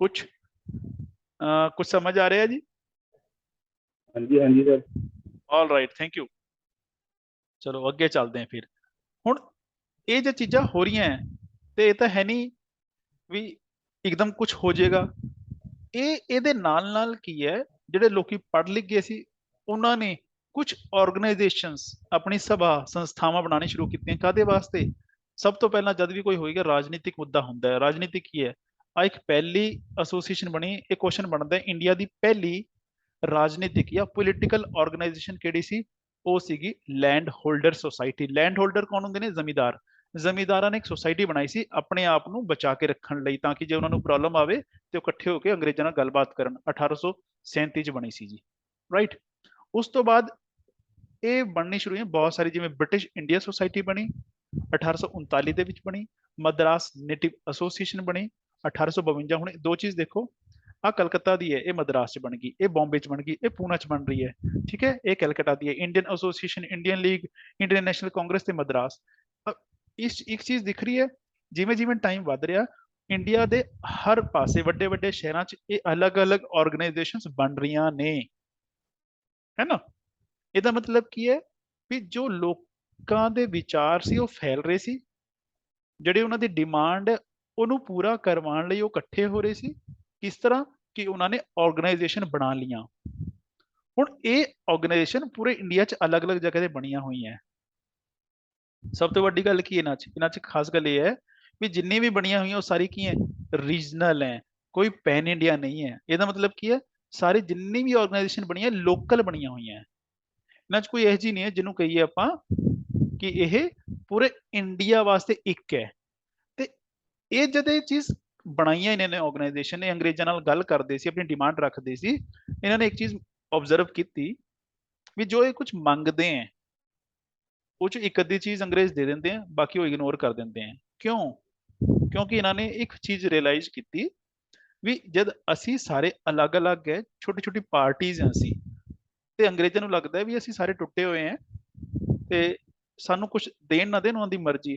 ਉਹ ਕਹਿੰਦੇ ਜੇ ਅਸੀਂ ਇਕੱਠੇ ਹੋ ਕੇ ਇੱਕ ਥਾਂ ਇਕੱਠੇ ਹੋ ਜਾਈਏ, ਇੱਕ ਵੱਡੀ ਆਰਗੇਨਾਈਜੇਸ਼ਨ ਬਣਾ ਲਈਏ ਤੇ ਫਿਰ ਸਾਰੇ ਮਿਲ ਕੇ ਇਕੱਠੇ ਡਿਮਾਂਡ ਕਰੀਏ ਅੰਗਰੇਜ਼ਾਂ ਨਾਲ, ਤਾਂ ਕਿ ਉਹਨਾਂ ਨੂੰ ਲੱਗੇ ਵੀ ਪੂਰਾ ਹਿੰਦੁਸਤਾਨ ਕੁਝ ਮੰਗ ਰਿਹਾ ਉਹਨਾਂ ਤੋਂ, ਤਾਂ ਉਹਨਾਂ ਨੂੰ ਡਰ ਵੀ ਲੱਗੇਗਾ ਤੇ ਉਹ ਦੇਣਗੇ। ਤੇ ਇਹਦਾ ਹੀ ਨਤੀਜਾ ਸੀ ਕਿ ਬਾਅਦ 'ਚ ਇਹ ਸਾਰੀਆਂ ਕਹਿ ਲਓ ਇੱਕ ਤਰ੍ਹਾਂ ਦੀ ਖਤਮ ਹੁੰਦੀ ਗਈਆਂ। ਇੰਡੀਅਨ ਨੈਸ਼ਨਲ ਕਾਂਗਰਸ, ਜਿਹਨੂੰ ਅੱਜ ਕਾਂਗਰਸ ਕਿਹਾ ਜਾਂਦਾ, ਉਹ ਬਣਾਈ ਗਈ। ਹੁਣ ਇਹਦਾ ਮਤਲਬ ਕੀ ਹੈ ਵੀ ਕਾਂਗਰਸ ਜਿਹੜੀ ਮੇਨ ਜਿਹੜੀ ਹੈ 1857 ਤੋਂ ਬਾਅਦ ਦੀ ਮੇਨ ਹੈ, ਉਸ ਤੋਂ ਪਹਿਲਾਂ ਮੇਨ ਨਹੀਂ ਸੀਗੀਆਂ।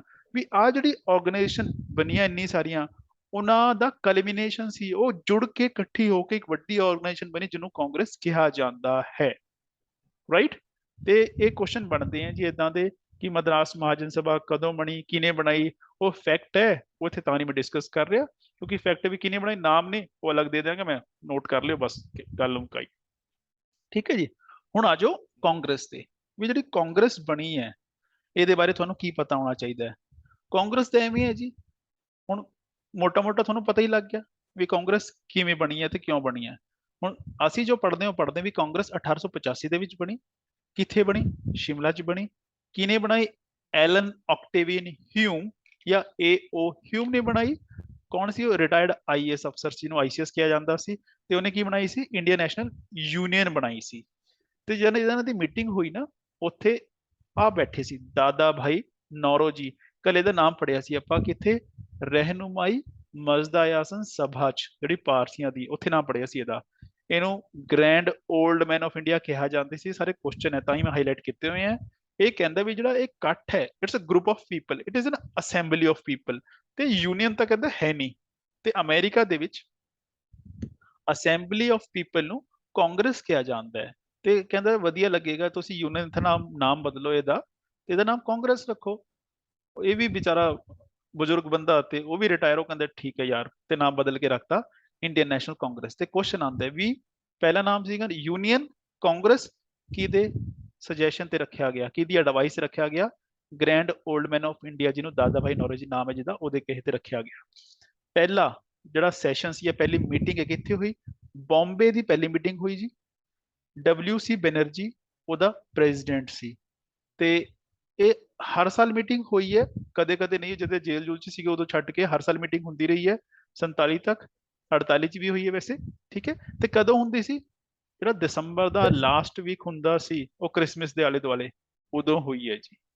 ਤੇ ਆ ਜਿਹੜੀ ਲਾਈਨ ਇਹਦਾ ਮਤਲਬ ਸਮਝ ਲਈਏ ਆਪਾਂ, ਅੱਗੇ ਮੈਂ ਐਕਸਪਲੇਨ ਕੀਤਾ ਵੈਸੇ, ਵੀ ਸ਼ੁਰੂ ਦੇ ਜਿਹੜੇ 2 ਡੈਕੇਡ ਨੇ, 2 ਦਹਾਕੇ ਯਾਨੀ ਕਿ 20 ਸਾਲ, ਇਹਦੀ ਜਿਹੜੀ ਅਪਰੋਚ ਸੀ ਉਹ ਕੀ ਸੀ? ਮੋਡਰੇਟ। ਹੁਣ ਮੋਡਰੇਟ ਕੀ ਹੈ? ਤਾਂ ਹੀ ਕਈ ਵਾਰ ਲਿਖਿਆ ਹੁੰਦਾ ਹੈ ਮੋਡਰੇਟ ਫੇਜ਼ ਆਫ ਕਾਂਗਰਸ, ਐ ਲਿਖਿਆ ਹੁੰਦਾ ਹੈ ਕਿਤਾਬ 'ਚ, moderate phase of Indian National Congress. ਵੀ ਸ਼ੁਰੂ 'ਚ ਇਹ ਮੋਡਰੇਟ ਅਪਰੋਚ ਦਾ ਨਾਲ ਚੱਲਦੀ ਸੀ। ਕਦੋਂ ਤੋਂ? 1885 ਤੋਂ ਲੈ ਕੇ 1905 ਤੱਕ। ਆ ਜਿਹੜੇ 20 ਸਾਲ ਨੇ, ਇਹਨਾਂ ਦੀ ਅਪਰੋਚ ਬੜੀ ਸੌਫਟ ਸੀਗੀ, ਬੇਸਿਕਲੀ ਮੋਡਰੇਟ ਐ ਕਹਿ ਸਕਦੇ ਹੋ, ਸੌਫਟ ਅਪਰੋਚ।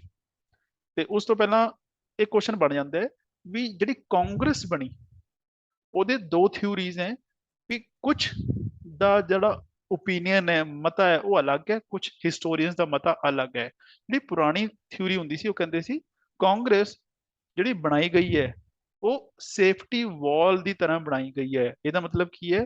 ਉਹ ਕਹਿੰਦੇ ਨੇ ਵੀ ਕਾਂਗਰਸ ਨੂੰ ਕਿਹਨੇ ਬਣਾਇਆ?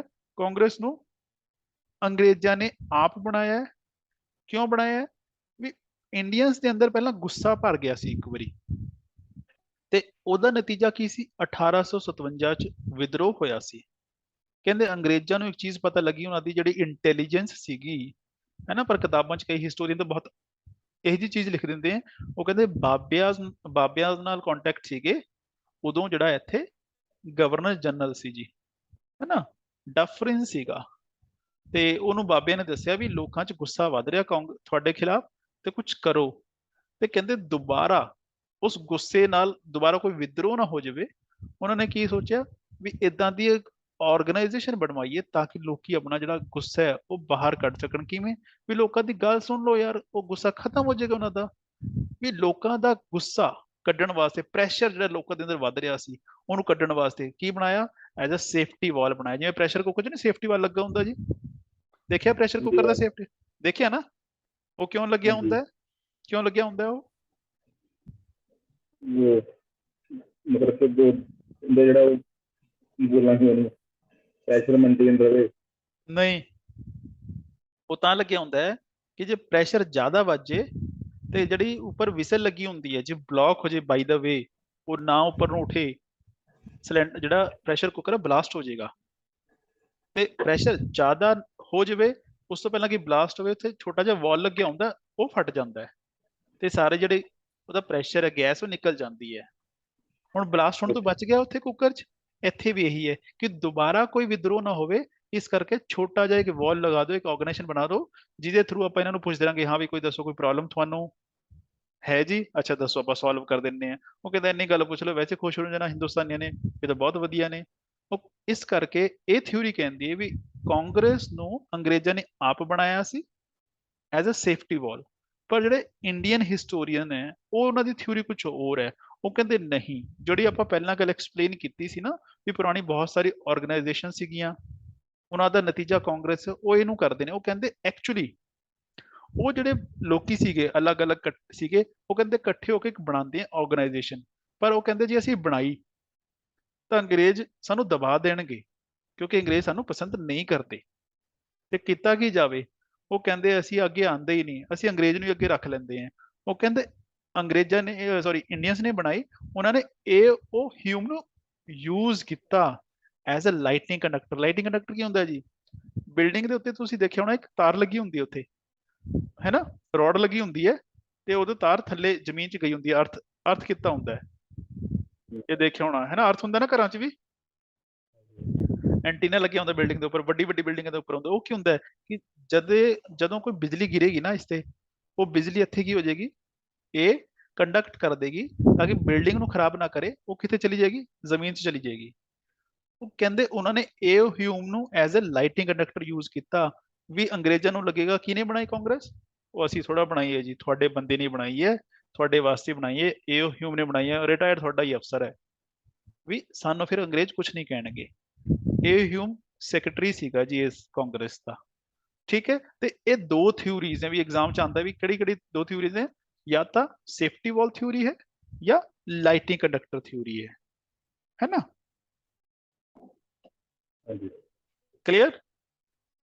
ਤੇ ਹੁਣ ਇੱਕ ਚੀਜ਼ ਦੇਖੋ, ਜਦੋਂ ਬਣੀ ਹੈ ਕਾਂਗਰਸ, ਇੱਥੇ ਡਿਮਾਂਡ ਦੇਖੋ ਇਹਦੀ, ਇੱਥੇ ਕੀ ਲਿਖਿਆ ਡਿਮਾਂਡ?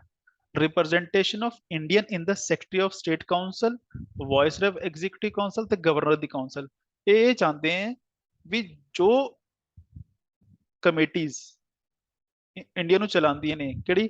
ਇੱਕ ਤਾਂ ਜਿਹੜਾ ਟੌਪ ਦਾ ਹੁੰਦਾ ਸੀ ਸੈਕਟਰੀ ਹੁੰਦਾ ਸੀ, ਦੂਸਰਾ ਹੁੰਦਾ ਸੀ ਵਾਇਸਰਾਏ ਜਿਹੜਾ ਇੰਡੀਆ 'ਚ ਹੁੰਦਾ ਸੀ, ਸੈਕਟਰੀ ਹੁੰਦਾ ਸੀ ਇੰਗਲੈਂਡ 'ਚ, ਤੀਸਰਾ ਜਿਹੜੀ ਸਟੇਟ ਆਫ ਦਾ ਗਵਰਨਰ ਹੁੰਦਾ ਸੀ। ਅੱਜ ਵੀ ਇਹੀ ਹੁੰਦਾ, ਗਵਰਨਰ ਪ੍ਰੈਜ਼ੀਡੈਂਟ ਐਵੇਂ ਹੁੰਦਾ, ਤੇ ਉਦੋਂ ਗਵਰਨਰ, ਵਾਇਸਰਾਏ ਤੇ ਸੈਕਟਰੀ ਇੰਗਲੈਂਡ 'ਚ ਇਹ ਹੁੰਦੇ ਸੀ। ਤੇ ਇਹਨਾਂ ਦੀ ਕਮੇਟੀ ਜੀ ਹੁੰਦੀ ਜਿਹੜੇ ਇੰਡੀਆ ਨੂੰ ਚਲਾਉਂਦੇ ਸੀ। ਉਹ ਕਹਿੰਦੇ ਇਹਨਾਂ ਦੇ ਵਿੱਚ ਇੰਡੀਅਨਸ ਨੂੰ ਪਾਓ ਤੁਸੀਂ ਜੀ, ਸਾਡਾ ਵੀ ਹਿੱਸਾ ਹੋਣਾ ਚਾਹੀਦਾ ਹੈ, ਤਾਂ ਹੀ ਸਾਨੂੰ ਤੁਸੀਂ ਵਧੀਆ ਤਰੀਕੇ ਨਾਲ ਐਡਮਿਨਿਸਟ੍ਰੇਸ਼ਨ ਚਲਾ ਸਕਦੇ ਹੋ, ਹੈ ਨਾ?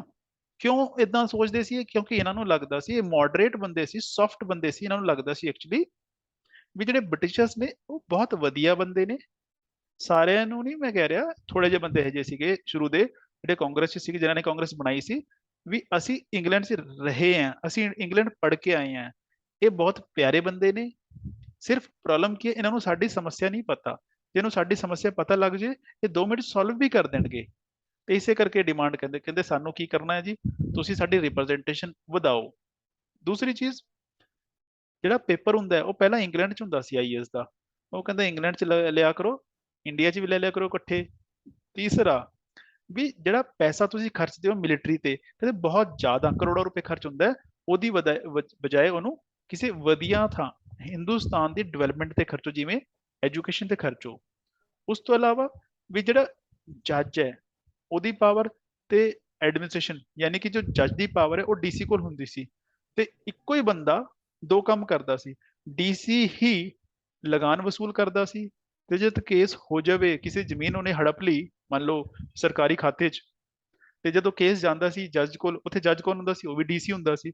ਉਹ ਕਹਿੰਦੇ ਐਵੇਂ ਕਿਸੇ ਨੂੰ ਨਿਆਂ ਨਹੀਂ ਮਿਲ ਸਕਦਾ, ਇਸ ਕਰਕੇ ਜਿਹੜੀ ਜੁਡੀਸ਼ਰੀ ਹੈ ਤੇ ਐਗਜ਼ੀਕਿਊਟਿਵ ਹੈ, ਉਹਨੂੰ ਦੋਨੋਂ ਨੂੰ ਅਲੱਗ-ਅਲੱਗ ਕਰੋ। ਅੱਜ ਦੀ ਡੇਟ 'ਚ ਉਹ ਹੈਗਾ, ਇਹ ਸਾਡੇ ਕਨਸਟੀਟਿਊਸ਼ਨ ਦੇ ਵਿੱਚ ਅੱਜ ਮੈਂਸ਼ਨ ਹੈ, ਪਰ ਇੰਡੀਅਨਸ ਡਿਮਾਂਡ ਕਰਦੇ ਸੀ, ਕਾਂਗਰਸ ਦੀ ਡਿਮਾਂਡ ਸੀ ਉਦੋਂ। ਫਿਰ ਉਹ ਕਹਿੰਦੇ ਹਿੰਦੁਸਤਾਨ ਬਹੁਤ ਬੈਕਵਰਡ ਹੈ, ਸਾਡੀ ਇਕਨੋਮੀ ਵੀ ਬੈਕਵਰਡ ਹੈ, ਸਾਡੀ ਇੰਡਸਟਰੀ ਬੈਕਵਰਡ ਹੈ, ਇਹਦੇ ਲਈ ਤੁਸੀਂ ਇਨਕੁਆਇਰੀ ਕਰੋ ਵੀ ਕਿਉਂ ਬੈਕਵਰਡ ਹੈ। ਹੁਣ ਇਹਨਾਂ ਚੋਂ ਇੱਕ ਚੀਜ਼ ਦੇਖੋ, ਤੁਸੀਂ ਕੀ ਐਨਾਲਾਈਜ਼ ਕਰਨਾ, ਕੁਐਸਚਨ ਕੀ ਬਣਦਾ ਇੱਥੋਂ ਕਿ ਜਦ ਕਾਂਗਰਸ ਬਣੀ ਸੀ, ਉਹ ਇੰਡੀਆ ਨੂੰ ਆਜ਼ਾਦ ਕਰਾਉਣ ਵਾਸਤੇ ਬਣੀ ਸੀ ਜਾਂ ਨਹੀਂ? ਇਹ ਸਟੇਟਮੈਂਟ ਸਹੀ ਹੈ ਕਿ ਗਲਤ ਹੈ? ਬਣ ਗਿਆ ਕੁਐਸਚਨ। ਹੁਣ ਇਹਨਾਂ ਚੋਂ ਜੋ ਵੀ ਆਪਾਂ ਡਿਮਾਂਡ ਪੜ੍ਹੀਆਂ 5-6, ਇਹਨਾਂ 'ਚ ਕਿਤੇ ਵੀ ਲਿਖਿਆ ਕਿ ਕਾਂਗਰਸ ਕੀ ਮੰਗ ਰਹੀ ਹੈ? ਕਾਂਗਰਸ ਆਜ਼ਾਦੀ ਮੰਗ ਹੀ ਨਹੀਂ ਰਹੀ ਜੀ, ਕਾਂਗਰਸ ਤਾਂ ਕੁਝ ਵੀ ਨਹੀਂ ਮੰਗ ਰਹੀ। ਇਹਦਾ ਮਤਲਬ ਕੀ ਹੈ? ਸਾਨੂੰ ਕਿਸੇ ਨੂੰ ਕੋਈ ਆਜ਼ਾਦੀ ਨਹੀਂ ਚਾਹੀਦੀ ਸ਼ੁਰੂ 'ਚ, ਨਾ ਕੋਈ ਡੋਮੀਨੀਅਨ ਸਟੇਟਸ ਚਾਹੀਦਾ ਸੀ, ਨਾ ਕਿਸੇ ਨੇ ਰਾਜਾ ਬਣਨਾ ਸੀ, ਨਾ ਲੀਡਰ ਬਣਨਾ ਸੀ। ਛੋਟੀ ਛੋਟੀ ਗੱਲਾਂ ਮੰਗ ਰਹੇ ਆ ਆਪਾਂ ਵੀ ਯਾਰ ਖਰਚਾ ਇਸ ਤੇ ਨਾ ਕਰੋ, ਤੁਸੀਂ ਇਸ ਤੇ ਕਰ ਲਿਆ ਕਰੋ, ਸਾਨੂੰ ਵੀ ਥੋੜਾ ਜਿਹਾ ਹਿੱਸਾ ਦੇ ਦਿਓ, ਸਾਨੂੰ ਬਿਠਾ ਲਓ ਕੁਰਸੀਆਂ ਤੇ, ਹੈਨਾ, ਪੇਪਰ ਸਾਡਾ ਇੱਥੇ ਵੀ ਲੈ ਲਿਆ ਕਰੋ, ਸਾਨੂੰ ਇੰਗਲੈਂਡ ਜਾਣਾ ਪੈਂਦਾ ਹੈ ਨਾ, ਵੀ ਹਿੰਦੁਸਤਾਨ ਪਿਛੜ ਰਿਹਾ ਹੈ, ਕਿਉਂ ਪਿਛੜ ਰਿਹਾ ਦੇਖ ਲਓ ਪਲੀਜ਼ ਤੁਸੀਂ।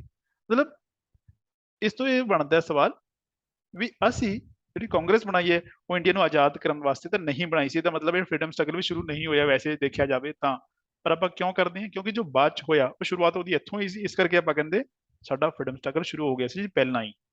ਠੀਕ ਹੈ, ਰਾਈਟ ਜੀ? ਹਾਂਜੀ ਸਰ। ਕਿਉਂ ਹਰਚਰਨ ਜੀ, ਆ ਜ਼ਿਆਦਾ ਉਹ ਤਾਂ ਨਹੀਂ ਹੋ ਰਿਹਾ ਕਨਫਿਊਜ਼ਨ?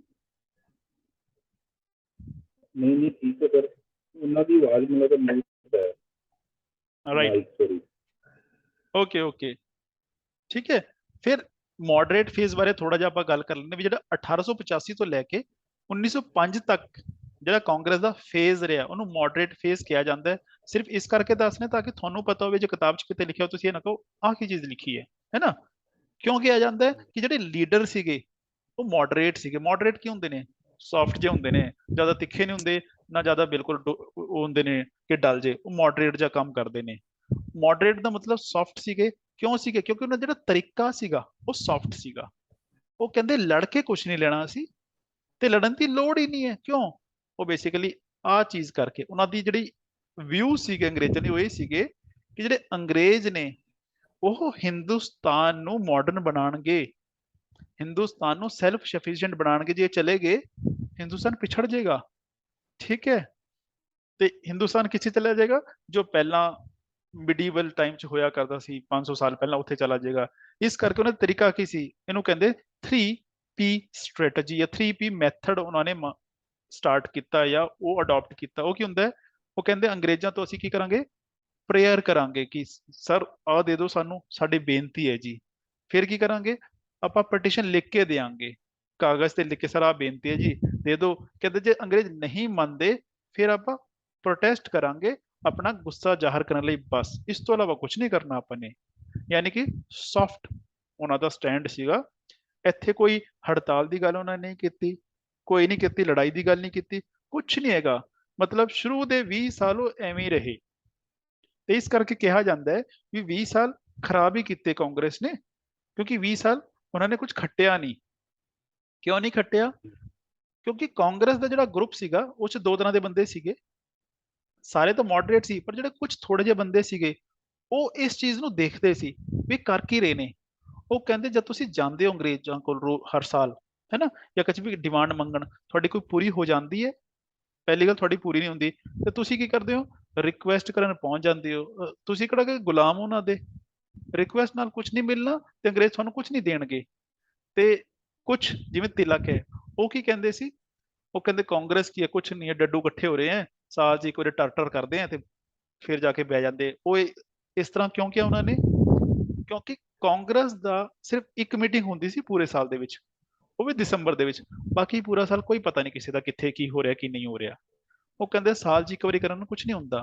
ਹੁਣ ਜਿਹੜਾ ਗਰੁੱਪ ਸੀ ਛੋਟਾ ਜਿਹਾ, ਉਹਨਾਂ ਦੇ ਵਿੱਚ ਗੁੱਸਾ ਵਧਣਾ ਸ਼ੁਰੂ ਹੋ ਗਿਆ ਤੇ ਬਾਅਦ 'ਚ ਉਹ ਗਰੁੱਪ ਅਲੱਗ ਹੋ ਗਿਆ ਜਿਹਨੂੰ ਨਾਮ ਦਿੱਤਾ ਗਿਆ ਐਕਸਟ੍ਰੀਮਿਸਟ ਦਾ। ਕਿਉਂ ਦਿੱਤਾ ਗਿਆ? ਕਿਉਂਕਿ ਉਹਨਾਂ ਨੂੰ ਕਾਂਗਰਸ ਦਾ ਕੰਮ ਕਰਨ ਦਾ ਤਰੀਕਾ ਪਸੰਦ ਨਹੀਂ ਆਇਆ ਤੇ ਉਹਨੂੰ ਚਾਹੁੰਦੇ ਸੀ ਸਾਡੇ ਤਰੀਕੇ ਨਾਲ ਕੰਮ ਕਰਨਾ ਹੈ ਤੁਸੀਂ। ਤੇ ਉਹ ਕੀ ਸੀਗਾ? ਉਹ ਕਹਿੰਦਾ ਅਸੀਂ ਤਾਂ ਹੜਤਾਲ ਕਰਾਂਗੇ, ਅਸੀਂ ਤਾਂ ਕੱਪੜਿਆਂ ਨੂੰ ਅੱਗ ਲਾਵਾਂਗੇ ਇਹਨਾਂ ਦੇ, ਅਸੀਂ ਤਾਂ ਇਸ ਤੋਂ ਬਾਅਦ ਬੰਦ ਕਰ ਦਾਂਗੇ ਵੀ ਅੰਗਰੇਜ਼ਾਂ ਦਾ ਕੁਝ ਨਹੀਂ ਲੈਣਾ, ਬਾਈਕਾਟ ਕਰਾਂਗੇ ਅੰਗਰੇਜ਼ਾਂ ਦਾ। ਉਹ ਕਹਿੰਦੇ ਨਹੀਂ ਬਾਈਕਾਟ ਨਹੀਂ ਕਰਨਾ ਹੁੰਦਾ, ਸਿਰਫ ਅਸੀਂ ਰਿਕੁਐਸਟ ਕਰਾਂਗੇ। ਉਹ ਕਹਿੰਦੇ ਤੁਸੀਂ ਆਪਣਾ ਪਿੱਛੇ ਰੱਖੋ ਸਮਾਨ ਜਿਹੜਾ ਵੀ ਹੈ, ਤੁਹਾਡਾ ਤਰੀਕਾ ਤੁਹਾਡੋਂ। ਤੇ ਇਸ ਕਰਕੇ ਸ਼ੁਰੂ ਚ ਮੋਡਰੇਟਸ ਡੋਮੀਨੇਟ ਕਰਦੇ ਰਹੇ 20 ਸਾਲ। ਤੇ ਐਕਸਟ੍ਰੀਮਿਸਟ ਦਾ ਕਿਵੇਂ ਪਤਾ ਲੱਗਾ? ਐਕਸਟ੍ਰੀਮਿਸਟ ਦੇਖੋ ਇੱਕ ਦਿਨ ਚ ਕੋਈ ਬਣਿਆ ਨਹੀਂ ਐਕਸਟ੍ਰੀਮਿਸਟ। ਜਿਹੜਾ ਗੁੱਸਾ ਇੱਕ ਦਿਨ ਚ ਨਹੀਂ ਆ ਜਾਂਦਾ, ਹੌਲੀ ਹੌਲੀ ਆ ਰਿਹਾ ਸੀ। ਪਤਾ ਕਦੋਂ ਲੱਗਾ? 1905 ਕਿਉਂ ਕਿਹਾ ਗਿਆ? ਕਿਉਂਕਿ 1905 ਦੇ ਵਿੱਚ ਕੁਝ ਇਹੋ ਜਿਹਾ ਹੋਇਆ ਸੀ ਜਿਸ ਕਰਕੇ ਜਿਹੜਾ ਫਰਕ ਹੈ ਦੋਨਾਂ ਦੇ, ਜਿਹੜੀ ਦੋਨਾਂ ਦੀ ਸਾਈਕੋਲੋਜੀ ਅਲੱਗ-ਅਲੱਗ ਹੈ, ਦੋਨਾਂ ਦੇ ਵਿਚਾਰ ਅਲੱਗ ਹੈ, ਉਹ ਸਾਹਮਣੇ ਆ ਗਏ ਸੀ। ਉਹ ਕਹਿੰਦੇ ਸੀ ਤੁਹਾਡੇ ਨਾਲ ਹੀ ਰਹਿਣਾ, ਤੁਸੀਂ ਆਪਣਾ ਪਾਸੇ ਅਸੀਂ ਆਪਣਾ ਪਾਸੇ। ਠੀਕ ਹੈ ਜੀ। ਦੂਸਰਾ ਜਿਹਨੂੰ ਕਹਿੰਦੇ ਆਪਾਂ ਐਕਸਟ੍ਰੀਮਿਸਟ ਫੇਜ਼, 1905 ਤੋਂ ਲੈ ਕੇ 1917 ਤੱਕ ਐਕਸਟ੍ਰੀਮਿਸਟ ਫੇਜ਼ ਹੈ। 17 ਤੋਂ ਬਾਅਦ ਆਪਾਂ ਗੱਲ ਕਿਉਂ ਨਹੀਂ ਕਰ ਰਹੇ? ਐਕਚੁਅਲੀ ਸੀਗੇ, ਉਸ ਤੋਂ ਬਾਅਦ ਗਾਂਧੀ ਜੀ ਆ ਗਏ ਸੀ। 1915 ਦੇ ਵਿੱਚ ਗਾਂਧੀ ਜੀ ਆ ਗਏ ਸੀ। 17 ਤੋਂ ਬਾਅਦ ਉਹ ਸੀਨ 'ਚ ਦਿਖਣਾ ਸ਼ੁਰੂ ਹੋ ਗਏ ਸੀ ਹਿੰਦੁਸਤਾਨ ਦੇ। ਫਿਰ ਗਾਂਧੀ ਜੀ ਨੇ ਡੋਮੀਨੇਟ ਕੀਤਾ, ਫਿਰ ਗਾਂਧੀਅਨ ਫੇਜ਼ ਆਇਆ ਨਾ, ਫਿਰ ਮੋਡਰੇਟ, ਨੈਕਸਟ में ਕੋਈ ਫੇਜ਼ ਨਹੀਂ ਹੈ ਫਿਰ। ਤੇ ਇਸ ਫੇਜ਼ 'ਚ ਹੋਇਆ ਕੀ ਸੀਗਾ? ਜਿਹੜੇ ਇਹਨਾਂ ਦੇ ਵਿਚਾਰ ਸੀਗੇ ਬਹੁਤ ਰੈਡੀਕਲ ਸੀਗੇ। ਕਹਿੰਦੇ ਲੜ ਕੇ ਮਿਲੂਗਾ ਜਿਹੜਾ ਮਿਲੂਗਾ, ਪੈਸਿਵ ਰੈਜ਼ਿਸਟੈਂਸ, ਹੈ ਨਾ। ਹਾਂ ਹਥਿਆਰ ਨਹੀਂ ਚੱਕਣੇ ਆਪਾਂ ਨੇ, ਪਰ ਗੁੱਸਾ ਕੱਢਾਂਗੇ, ਪੂਰੀ ਹੜਤਾਲ ਕਰਾਂਗੇ, ਕੰਮ ਚੱਕਾ ਜਾਮ ਕਰਾਂਗੇ, ਇਦਾਂ ਦੀ ਗੱਲ ਕਰਾਂਗੇ। ਉਹ ਇਹ ਨਹੀਂ ਕਿ ਥੋੜੀ ਜਿਹੀ ਨਾਰਾਜ਼ਗੀ ਨਹੀਂ, ਜਨੂਨ ਕੁਝ ਨਹੀਂ ਹੈ। ਕਿਵੇਂ ਤਰੀਕਾ ਕੀ ਸੀ? ਬਾਈਕਾਟ ਕਰਾਂਗੇ ਅੰਗਰੇਜ਼ਾਂ ਦੇ ਹਰ ਚੀਜ਼ ਦਾ, स्वदेशी भी अपनावांगे, एजुकेशन भी अपनी लियावांगे ते पैसिव रेजिस्टेंस करांगे ਆਪਾਂ ਜਾ ਕੇ। ਇਹ ਇਹਨਾਂ ਦਾ ਤਰੀਕਾ ਸੀ। ਜਿਹੜਾ ਕਿ ਉਹਨਾਂ ਦਾ ਤਰੀਕਾ ਕੀ ਸੀਗਾ? 3P, prayer, petition and protest. ਇਹ ਫਰਕ ਹੈ ਦੋਨਾਂ 'ਚ। ਠੀਕ ਹੈ ਜੀ। ਹੁਣ ਉਸ ਤੋਂ ਬਾਅਦ ਜਿਹੜੀ ਇਵੈਂਟਸ ਹੈ ਇਹ ਇੰਪੋਰਟੈਂਟ ਹੈ। ਪਹਿਲਾਂ ਮੈਂ ਇੱਕ ਓਵਰਵਿਊ ਦੇ ਦਿੰਨਾ, ਉਸ ਤੋਂ ਬਾਅਦ ਇੱਕ ਇੱਕ ਕਰਕੇ ਸਾਰੀ ਇਵੈਂਟਸ ਮੈਂ ਡਿਸਕਸ ਕਰਾਂਗਾ। ਇਹ ਤੁਹਾਨੂੰ ਇਸ ਆਰਡਰ 'ਚ ਪਤਾ ਹੋਣੀ ਚਾਹੀਦੀ, ਪਰ ਲਿੰਕ ਬਣ ਜਾਏਗਾ, ਆਪੇ ਸਮਝ ਆ ਜਾਏਗਾ ਤੁਹਾਨੂੰ। ਰਾਈਟ ਜੀ? ਓਕੇ ਚਲੋ। 1905 ਦੇ ਵਿੱਚ ਜਿਹੜਾ ਐਕਸਟ੍ਰੀਮਿਸਟ ਫੇਜ਼ ਸ਼ੁਰੂ ਹੁੰਦਾ ਹੈ, ਉੱਥੋਂ ਪਤਾ ਲੱਗਦਾ ਹੈ ਜਦ ਬੰਗਾਲ ਨੂੰ ਡਿਵਾਈਡ ਕੀਤਾ ਗਿਆ ਸੀ। ਇਹ ਤੁਹਾਨੂੰ ਪਤਾ ਹੀ ਹੋਏਗਾ ਕਿ ਬੰਗਾਲ ਨੂੰ ਡਿਵਾਈਡ ਕੀਤਾ ਗਿਆ ਸੀ ਈਸਟ ਤੇ ਵੈਸਟ ਬੰਗਾਲ ਦੇ ਵਿੱਚ, ਹੈ ਨਾ। ਹੁਣ ਤਾਂ ਹੀ ਜਿਹੜਾ ਅੱਜ ਦਾ ਬੰਗਾਲ ਹੈ ਉਹਨੂੰ ਵੈਸਟ ਬੰਗਾਲ ਕਹਿੰਦੇ, ਜਦਕਿ ਉਹ ਹਿੰਦੁਸਤਾਨ ਦੇ ਈਸਟ ਦੇ ਵਿੱਚ, ਯਾਦ ਰੱਖਿਓ। ਵੈਸਟ ਬੰਗਾਲ ਇਸ ਕਰਕੇ ਕਹਿੰਦੇ ਕਿਉਂਕਿ ਜਦ ਬੰਗਾਲ ਨੂੰ ਡਿਵਾਈਡ ਕੀਤਾ ਗਿਆ ਸੀ, ਆਪਣੇ ਵਾਲਾ ਜਿਹੜਾ ਪਾਰਟ ਹੈ ਉਹ ਵੈਸਟ ਬੰਗਾਲ ਬਣ ਗਿਆ ਸੀ ਉਦੋਂ, ਇਸ ਕਰਕੇ। ਉਸ ਤੋਂ ਬਾਅਦ ਬਣੀ ਸੀ ਜੀ ਮੁਸਲਿਮ ਲੀਗ, ਢਾਕਾ ਦੇ ਵਿੱਚ ਬਣੀ ਸੀ, ਜਿਹੜਾ ਅੱਜ ਬੰਗਲਾਦੇਸ਼ 'ਚ ਹੈ। ਆਪਾਂ ਇਹਨੂੰ ਇਹਦੇ ਨਾਲ ਲਿੰਕ ਕਰ ਦਾਂਗੇ, ਚਿੰਤਾ ਨਾ ਕਰੋ। ਉਸ ਤੋਂ ਬਾਅਦ ਜਿਹੜੀ ਕਾਂਗਰਸ, ਉਹਦੇ ਵਿੱਚ ਫੁੱਟ ਪੈ ਗਈ ਸੀ। ਜਿਹੜੇ ਐਕਸਟ੍ਰੀਮਿਸਟ ਤੇ ਮੋਡਰੇਟ ਸੀ, ਉਹ ਫਰਕ ਸਾਹਮਣੇ ਆ ਚੁੱਕਿਆ ਸੀ 1905 ਦੇ ਵਿੱਚ। ਉਹ ਇੰਨਾ ਵੱਧ ਗਿਆ ਕਿ 1907 ਦੇ ਵਿੱਚ ਐਕਸਟ੍ਰੀਮਿਸਟ ਨੂੰ, ਕਿਉਂਕਿ ਲੜਦੇ ਰਹਿੰਦੇ ਸੀ, ਕਾਂਗਰਸ ਨੇ ਕੱਢਤਾ। ਕਹਿੰਦੇ ਇਹਨਾਂ ਨੂੰ ਬਾਹਰ ਕੱਢੋ, ਅਸੀਂ ਚਾਹੀਦਾ ਹੀ ਨਹੀਂ, ਇਹੋ ਜਿਹੇ ਲੋਕ ਕਾਂਗਰਸ ਨਹੀਂ ਹੋਣੇ ਚਾਹੀਦੇ। ਉਹਨੂੰ ਕਹਿੰਦੇ ਕਾਂਗਰਸ ਫੁੱਟ ਪੈ ਗਈ ਸੀ, ਸਪਲਿਟ ਪੈ ਗਈ। ਤੇ ਕਿੱਥੇ ਹੋਈ ਸੀ? ਸੂਰਤ ਦੇ ਵਿੱਚ। ਇਸ ਕਰਕੇ ਕਈ ਥਾਂ ਕਿਤਾਬਾਂ 'ਚ ਕੱਲਾ ਕੀ ਲਿਖੇਗਾ? ਸੂਰਤ ਸਪਲਿਟ, ਬਸ ਇੰਨਾ ਹੀ ਲਿਖਿਆ ਹੁੰਦਾ ਹੈ। ਤੇ ਬੱਚੇ ਨੂੰ ਸਮਝਣਾ ਪੈਂਦਾ ਸੂਰਤ ਸਪਲਿਟ ਦਾ ਮਤਲਬ ਕੀ ਹੁੰਦਾ। ਇਹਦਾ ਮਤਲਬ ਕਾਂਗਰਸ ਸਪਲਿਟ ਕਿੱਥੇ ਹੋਈ ਸੀ? ਉਹ ਸੂਰਤ ਦੇ ਵਿੱਚ ਹੋਈ ਸੀ। ਫਿਰ ਇੱਕ ਕਾਨੂੰਨ ਪਾਸ ਹੋਇਆ ਸੀ ਜੀ, ਮਿੰਟੋ ਮੋਰਲੇ। ਇਹ ਇੰਪੋਰਟੈਂਟ ਹੈ ਤਾਂ ਮੈਨੂੰ ਲਿਖਣਾ ਪਿਆ, ਬਾਕੀ ਕੋਈ ਜ਼ਰੂਰਤ ਨਹੀਂ ਅਦਰਵਾਈਜ਼ ਇਹਦੀ। ਫਿਰ ਦਿੱਲੀ ਦਰਬਾਰ ਲਗਾਇਆ ਗਿਆ ਸੀ। ਇਹ ਕੀ ਹੈ? ਵੀ ਜਿਹੜਾ ਬੰਗਾਲ ਨੂੰ ਡਿਵਾਈਡ ਕੀਤਾ ਗਿਆ ਸੀ ਈਸਟ ਤੇ ਵੈਸਟ ਦੇ ਵਿੱਚ, ਉਹਨੂੰ ਕੈਂਸਲ ਕੀਤਾ ਗਿਆ ਦਿੱਲੀ ਦਰਬਾਰ 'ਚ, ਤੇ ਦਿੱਲੀ ਨੂੰ ਹਿੰਦੁਸਤਾਨ ਦੀ ਰਾਜਧਾਨੀ ਬਣਾਇਆ ਗਿਆ। ਕਿਉਂ ਬਣਾਇਆ ਗਿਆ? ਮੈਂ ਡਿਸਕਸ ਕਰ ਲਾਂਗਾ। ਫਿਰ 1914 ਵਿੱਚ ਫਸਟ ਵਰਲਡ ਵਾਰ ਸ਼ੁਰੂ ਹੋਈ ਹੈ। ਹਿੰਦੁਸਤਾਨ ਨਾਲ ਕੋਈ ਲਿੰਕ ਨਹੀਂ ਹੈ, ਪਰ ਉਹਦਾ ਅਸਰ ਪਿਆ ਸੀ ਤਾਂ। ਤੇ ਦੂਸਰਾ ਇਵੈਂਟ ਸਾਨੂੰ ਪਤਾ ਹੋਣੀ ਚਾਹੀਦੀ ਹੈ। 1915 ਦੇ ਵਿੱਚ ਗਾਂਧੀ ਜੀ ਇੰਡੀਆ ਆ ਗਏ ਸੀਗੇ। ਅਸੀਂ ਗਾਂਧੀ ਜੀ ਅੱਜ ਕੋਈ ਗੱਲ ਨਹੀਂ ਕਰਨੀ। ਤੇ 1916 ਦੇ ਵਿੱਚ ਤਿਲਕ ਨੇ ਹੋਮ ਰੂਲ ਮੂਵਮੈਂਟ ਸਟਾਰਟ ਕੀਤਾ ਸੀ, ਤੇ ਲਖਨਊ ਪੈਕਟ ਹੋਇਆ ਸੀ 1916 ਦੇ ਵਿੱਚ। ਇਹਦੀ ਕੀ ਖਾਸੀਅਤ ਹੈ ਜੀ ਲਖਨਊ ਪੈਕਟ ਦੀ? 1907 ਦੇ ਵਿੱਚ ਕਾਂਗਰਸ ਜੋ ਫੁੱਟ ਪਈ ਸੀ, ਉਹ ਕਹਿੰਦੇ ਇੱਥੇ ਦੁਬਾਰਾ ਜੁੜ ਗਈ। ਐਕਸਟ੍ਰੀਮਿਸਟ ਜਿਹੜੇ ਸੀਗਾ ਗਰੁੱਪ, ਉਹਨੂੰ ਬਾਹਰ ਕੱਢਤਾ ਸੀ ਕਾਂਗਰਸੀਜ਼ ਨੇ, ਉਹਨਾਂ ਨੂੰ ਦੁਬਾਰਾ ਕਾਂਗਰਸ ਦੇ ਵਿੱਚ ਜੁਆਇਨ ਕਰਾ ਲਿਆ ਗਿਆ ਸੀ। ਇੱਕ ਤਾਂ ਕਾਂਗਰਸੀ ਜੁਆਇਨ ਕਰ ਗਏ, ਜਿਹੜੀ ਦੂਸਰੀ ਮੁਸਲਿਮ ਲੀਗ ਸੀ ਇਹ ਵੀ ਆ ਕੇ ਜੁੜ ਗਈ। ਇਹਦਾ ਮਤਲਬ ਮੋਡਰੇਟ, ਐਕਸਟ੍ਰੀਮਿਸਟ ਤੇ ਮੁਸਲਿਮ ਲੀਗ, ਇਹ ਸਾਰੇ ਹੁਣ ਇਕੱਠੇ ਹੋ ਗਏ ਸੀ। ਇਹ ਇੰਪੋਰਟੈਂਸ ਹੈ ਇਹਦੀ। ਠੀਕ, ਓਕੇ। ਹੁਣ ਇਹ ਚੀਜ਼ ਤੁਹਾਨੂੰ ਸਮਝਣੀ ਹੈ, ਯਾਦ ਹੌਲੀ ਹੌਲੀ ਹੋ ਜਾਏਗੀ, ਤੇ ਐਵੇਂ ਪਤਾ ਹੋਣੀ ਚਾਹੀਦੀ। ਇਹਨਾਂ ਦੇ ਵਿੱਚ ਫੈਕਟਸ ਬਹੁਤ ਸਾਰੇ ਆਣਗੇ, ਕੋਸ਼ਿਸ਼ ਕਰਾਂਗੇ ਮੈਂ ਵੱਧ ਤੋਂ ਵੱਧ ਡਿਸਕਸ ਕਰਾਂ, ਬਾਕੀ ਮੈਂ ਲਿਖ ਕੇ ਵੀ ਦੇ ਦਾਂਗਾ ਤੁਹਾਨੂੰ ਮਟੀਰੀਅਲ, ਉਸ ਚੋਂ ਜਿੰਨਾ ਪੜੋਗੇ, ਕਿਉਂਕਿ ਕੁਐਸਚਨ ਇਸ ਪਾਰਟ ਚੋਂ ਬਣਦੇ ਨੇ, ਕਈ ਤਰ੍ਹਾਂ ਦੇ ਬਣਦੇ ਨੇ। ਕੀ ਹੈ, ਉਹ ਤੁਹਾਨੂੰ 4 ਚੀਜ਼ ਦੇ ਦੇਣਗੇ, ਜਿਵੇਂ ਬੰਗਾਲ ਦਾ ਪਾਰਟੀਸ਼ਨ ਕਦੋਂ ਹੋਇਆ ਜੀ, ਮਿੰਟੋ ਮੋਰਲੋ ਰਿਫਾਰਮਸ, ਦਿੱਲੀ ਦਰਬਾਰ ਤੇ ਲਖਨਊ ਪੈਕਟ, ਤੇ ਕਹਿ ਦੇਣਗੇ ਇਹਨਾਂ ਨੂੰ ਆਰਡਰ 'ਚ ਲਗਾਓ, ਪਹਿਲਾਂ ਕਿਹੜੀ ਹੋਈ, ਦੂਸਰੀ ਕਿਹੜੀ ਹੋਈ, ਤੀਸਰੀ ਕਿਹੜੀ, ਚੌਥੀ ਕਿਹੜੀ ਹੋਈ। ਜਿਵੇਂ ਤੁਹਾਨੂੰ ਆਈਡੀਆ ਹੋਏਗਾ, ਜੇ ਲੌਜੀਕ ਪਤਾ ਹੈ ਤੇ ਆਪਣੇ ਆਪ ਲੱਗ ਜਾਏਗਾ। ਆਪਾਂ ਲੌਜੀਕ ਦੀ ਗੱਲ ਕਰਾਂਗੇ, ਠੀਕ ਹੈ। ਚਲੋ, ਸਭ ਤੋਂ ਪਹਿਲਾਂ ਪਾਰਟੀਸ਼ਨ ਆਫ ਬੰਗਾਲ। ਇਹ ਤੋਂ ਪਹਿਲਾਂ ਹੀ ਸਵਾਲ ਬਣਦਾ ਹੈ ਜੀ, ਕਦੋਂ ਹੋਇਆ। 2 ਸਵਾਲ ਮੈਂ ਬਣਾ ਦੂੰਗਾ। ਅਨਾਉਂਸ ਕਦੋਂ ਕੀਤਾ ਸੀ? ਉਹਨਾਂ ਨੇ ਕਰਤਾ ਸੀ 1903 ਦੇ ਵਿੱਚ। ਉਹ ਕਹਿੰਦੇ ਅਸੀਂ ਨਾ ਬੰਗਾਲ ਨੂੰ ਡਿਵਾਈਡ ਕਰਾਂਗੇ। ਕਿਉਂ? ਅੰਗਰੇਜ਼ ਕਹਿੰਦੇ ਸੀ ਬੰਗਾਲ ਬਹੁਤ ਵੱਡਾ ਹੈ ਯਾਰ, ਸਾਡੇ ਤੋਂ ਨਹੀਂ ਸਾਂਭਿਆ ਜਾਂਦਾ, ਤੇ ਇੰਨਾ ਵੱਡਾ ਹੈ ਕਿ ਪੂਰਾ ਹਿੰਦੁਸਤਾਨ ਦੀ 25% ਵੱਧ ਆਬਾਦੀ ਇੱਥੇ ਹੀ ਰਹਿੰਦੀ ਹੈ। ਤੇ ਇੱਕ ਗਵਰਨਰ, ਉਦੋਂ ਬੰਗਾਲ ਦਾ ਮਤਲਬ ਪਤਾ ਕੀ ਸੀਗਾ? ਅੱਜ ਬੰਗਾਲ ਦਾ ਮਤਲਬ ਕੀ ਹੈ? ਸਿਰਫ ਵੈਸਟ ਬੰਗਾਲ। ਉਦੋਂ ਬੰਗਾਲ ਦਾ ਮਤਲਬ ਕੀ ਸੀਗਾ? ਉਦੋਂ ਬੰਗਾਲ ਦਾ ਮਤਲਬ ਸੀ ਨੰਬਰ 1 ਬਿਹਾਰ ਅੱਜ ਦਾ, ਝਾਰਖੰਡ ਅੱਜ ਦਾ, ਉੜੀਸਾ ਅੱਜ ਦਾ, ਵੈਸਟ ਬੰਗਾਲ ਅੱਜ ਦਾ, ਪੂਰਾ ਬੰਗਲਾਦੇਸ਼ ਅੱਜ ਦਾ, ਤੇ ਜਿਹੜੇ ਅਸਾਮ ਉਸੂਮ ਦੇ ਏਰੀਆ ਨੇ ਨਾ, ਇਹ ਸਾਰਾ ਮਿਲਾ ਲਓ, ਇਹਨੂੰ ਸਾਰਿਆਂ ਨੂੰ ਬੰਗਾਲ ਕਿਹਾ ਜਾਂਦਾ ਸੀ। ਉਹ ਕਹਿੰਦੇ ਇੱਕ ਗਵਰਨਰ ਐਡੇ ਵੱਡੇ ਸਟੇਟ ਨੂੰ ਕੰਟਰੋਲ ਨਹੀਂ ਕਰ ਸਕਦਾ, ਤੇ ਬੈਟਰ ਹੈ ਪ੍ਰਸ਼ਾਸਨਿਕ ਦੇ ਨਜ਼ਰੀਏ ਨਾਲ, ਪ੍ਰਸ਼ਾਸਨ ਨੂੰ ਸੁਚਾਰੂ ਢੰਗ ਨਾਲ ਚਲਾਉਣ ਲਈ, ਐਡਮਿਨਿਸਟ੍ਰੇਟਿਵ ਕਨਵੀਨੀਅੰਸ ਲਈ ਇਹਨੂੰ ਡਿਵਾਈਡ ਕਰ ਦਿਓ ਛੋਟੇ ਛੋਟੇ 2 ਪਾਰਟਾਂ 'ਚ, ਤਾਂ ਕਿ ਅਸੀਂ ਇਹਨੂੰ ਚੰਗੀ ਤਰ੍ਹਾਂ ਚਲਾ ਸਕੀਏ। ਇਹ ਅੰਗਰੇਜ਼ਾਂ ਦੀ ਦਲੀਲ ਸੀਗੀ, ਪਰ ਕਿਹਾ ਜਾਂਦਾ ਐਕਚੁਅਲ 'ਚ ਇਹ ਨਹੀਂ ਸੀਗਾ। ਉਹਨਾਂ ਦਾ ਮੇਨ ਮੁੱਦਾ ਕੀ ਸੀਗਾ? ਉਹਨਾਂ ਦਾ ਮੁੱਦਾ ਸੀਗਾ ਜਿਹੜਾ ਉਹਨਾਂ ਨੂੰ 1857 ਤੋਂ ਬਾਅਦ ਸ਼ੁਰੂ ਕੀਤਾ ਸੀ, ਡਿਵਾਈਡ ਐਂਡ ਰੂਲ। ਹਿੰਦੁਸਤਾਨੀਆਂ ਨੂੰ ਵੰਡ ਦਿਓ, ਡਿਵਾਈਡ ਕਰ ਦਿਓ, ਤੇ ਇਹਨਾਂ ਤੇ ਰੂਲ ਕਰੋ। ਫਿਰ ਬੰਗਾਲ ਨੂੰ ਕਿਉਂ ਚੁਣਿਆ ਉਹਨਾਂ ਨੇ ਤੋੜਨ ਲਈ? ਉਹ ਐਕਚੁਅਲੀ ਜੋ ਕੁਝ ਸ਼ੁਰੂ ਹੋਇਆ ਸੀ ਹੁਣ ਤੱਕ, ਕਾਂਗਰਸ ਕਿੱਥੋਂ ਬਣੀ, ਕਿਹਨਾਂ ਨੇ ਬਣਾਈ? ਬੰਗਾਲੀਆਂ ਨੇ। ਰੇਨੇਸਾ ਕਿੱਥੇ ਆਇਆ? ਬੰਗਾਲ 'ਚ। ਸਾਰਾ ਕੁਝ ਬੰਗਾਲ 'ਚ ਹੋ ਰਿਹਾ ਹੈ। ਤੇ ਖਾਸ ਗੱਲ ਇਹ ਕੀ ਹੈ, ਇੱਥੇ ਹਿੰਦੂਜ਼ ਵੀ ਸੀਗੇ ਤੇ ਮੁਸਲਿਮਸ ਵੀ ਸੀਗੇ। ਕਹਿੰਦੇ ਇਹ ਵਧੀਆ ਤਰੀਕਾ ਹੈ ਤੋੜਨ ਦਾ, ਹਿੰਦੂ ਮੁਸਲਿਮ ਬਸ ਧਰਮ ਦੇ ਨਾਮ ਤੇ ਇਹਨਾਂ ਨੂੰ ਤੋੜ ਦਿਓ, 2 ਮਿੰਟ ਲੱਗਣਗੇ, ਤੇ ਜਿਹੜਾ ਕੁਝ ਹੋ ਰਿਹਾ ਨਾ ਹਿੰਦੁਸਤਾਨ 'ਚ, ਜਿਹੜੇ ਇਹਨਾਂ ਦੇ ਅੰਦਰ ਨੈਸ਼ਨਲਿਜ਼ਮ ਦੀ ਜਾਂ ਰਾਸ਼ਟਰੀਅਤਾ ਦੀ ਭਾਵਨਾ ਆ ਰਹੀ ਹੈ, ਉਹ ਸਭ ਖਤਮ ਹੋ ਜਾਏਗੀ। ਤੋਂ ਕਾਮਯਾਬ ਹੋ ਗਏ ਦੇ ਵਿੱਚ, ਜੋ ਚਾਹੁੰਦੇ ਸੀ ਉਹਨਾਂ ਨੇ ਕਰਕੇ ਦਿਖਾਇਆ, ਕਿਉਂਕਿ ਹਿੰਦੁਸਤਾਨੀਆਂ ਨੂੰ ਚੀਜ਼ ਕਦੇ ਸਮਝ ਨਹੀਂ ਆਈ। ਠੀਕ ਹੈ, ਤੇ ਕੁਐਸਚਨ ਕੀ ਹੈ, ਕਦੋਂ ਪਾਰਟੀਸ਼ਨ ਕੀਤਾ ਗਿਆ? ਇਹ ਕੀਤਾ ਗਿਆ 16 ਅਕਤੂਬਰ 1905 ਨੂੰ ਜੀ। ਉਦੋਂ ਗਵਰਨਰ ਕੌਣ ਸੀ ਇੰਡੀਆ ਦਾ? ਗਵਰਨਰ ਜਨਰਲ ਜਾਂ ਵਾਇਸਰॉय, ਇੱਕੋ ਚੀਜ਼ ਹੈ, ਜਾਂ ਤਾਂ ਗਵਰਨਰ ਜਨਰਲ ਕਹਿ ਲਓ ਜਾਂ ਵਾਇਸਰॉय ਕਹਿ ਲਓ, ਇੱਕ ਹੀ ਮਤਲਬ ਹੈ, ਕੋਈ ਹੋਰ ਮਤਲਬ ਨਹੀਂ ਹੈ ਇਹਦਾ। ਠੀਕ ਹੈ, ਲਾਰਡ ਕਰਜ਼ਨ। ਤੇ ਇਸ ਕਰਕੇ ਵੀ ਕਰਜ਼ਨ ਦੇ ਲੋਕੀ ਕਾਫੀ ਖਿਲਾਫ ਹੈ, ਗਾਲਾਂ ਕੱਢਦੇ ਵੀ ਕਰਜ਼ਨ ਨੇ ਐ ਕੀਤਾ, ਉਹ ਕੀਤਾ, ਹੈ ਨਾ। ਉਹ ਕਰਜ਼ਨ ਨੇ ਪਤਾ ਨਹੀਂ ਕੀਤਾ ਕਿ ਨਹੀਂ ਕੀਤਾ, ਇਹ ਤਾਂ ਪਹਿਲਾਂ ਹੀ ਸੀਗਾ, ਪਰ ਕਰਜ਼ਨ ਦਾ ਨਾਮ ਲੱਗ ਗਿਆ ਹੁਣ, ਇਹ ਕਹਿ ਲਓ। ਠੀਕ ਹੈ, ਤੇ ਓਫੀਸ਼ੀਅਲ ਰੀਜ਼ਨ ਕੀ ਸੀਗਾ ਬਈ? ਕਨਵੀਨੀਅੰਸ ਲਈ, ਪ੍ਰਸ਼ਾਸਨਿਕ ਨੂੰ ਦੇਖਦੇ, ਪ੍ਰਸ਼ਾਸਨ ਨੂੰ ਦੇਖਦੇ ਹੋਏ, ਹੈ ਨਾ। ਤੇ ਮੇਨ ਆਬਜੈਕਟਿਵ ਕੀ ਸੀਗਾ? ਡਿਵਾਈਡ ਐਂਡ ਰੂਲ, ਕਿ ਬੰਗਾਲ 'ਚ ਜਿਹੜਾ ਨੈਸ਼ਨਲਿਜ਼ਮ ਹੈ ਉਹਨੂੰ ਖਤਮ ਕਰਨਾ। ਯਾਰ ਇਹਨਾਂ ਨੂੰ ਤੋੜ ਦਿਓ ਬਸ, ਹਿੰਦੁਸਤਾਨੀਆਂ ਨੂੰ, ਤੇ ਵਧੀਆ ਹੋਏਗਾ, ਫਿਰ ਦੁਬਾਰਾ ਕੁਝ ਕੇ ਹੋਏਗਾ ਵੀ ਨਹੀਂ।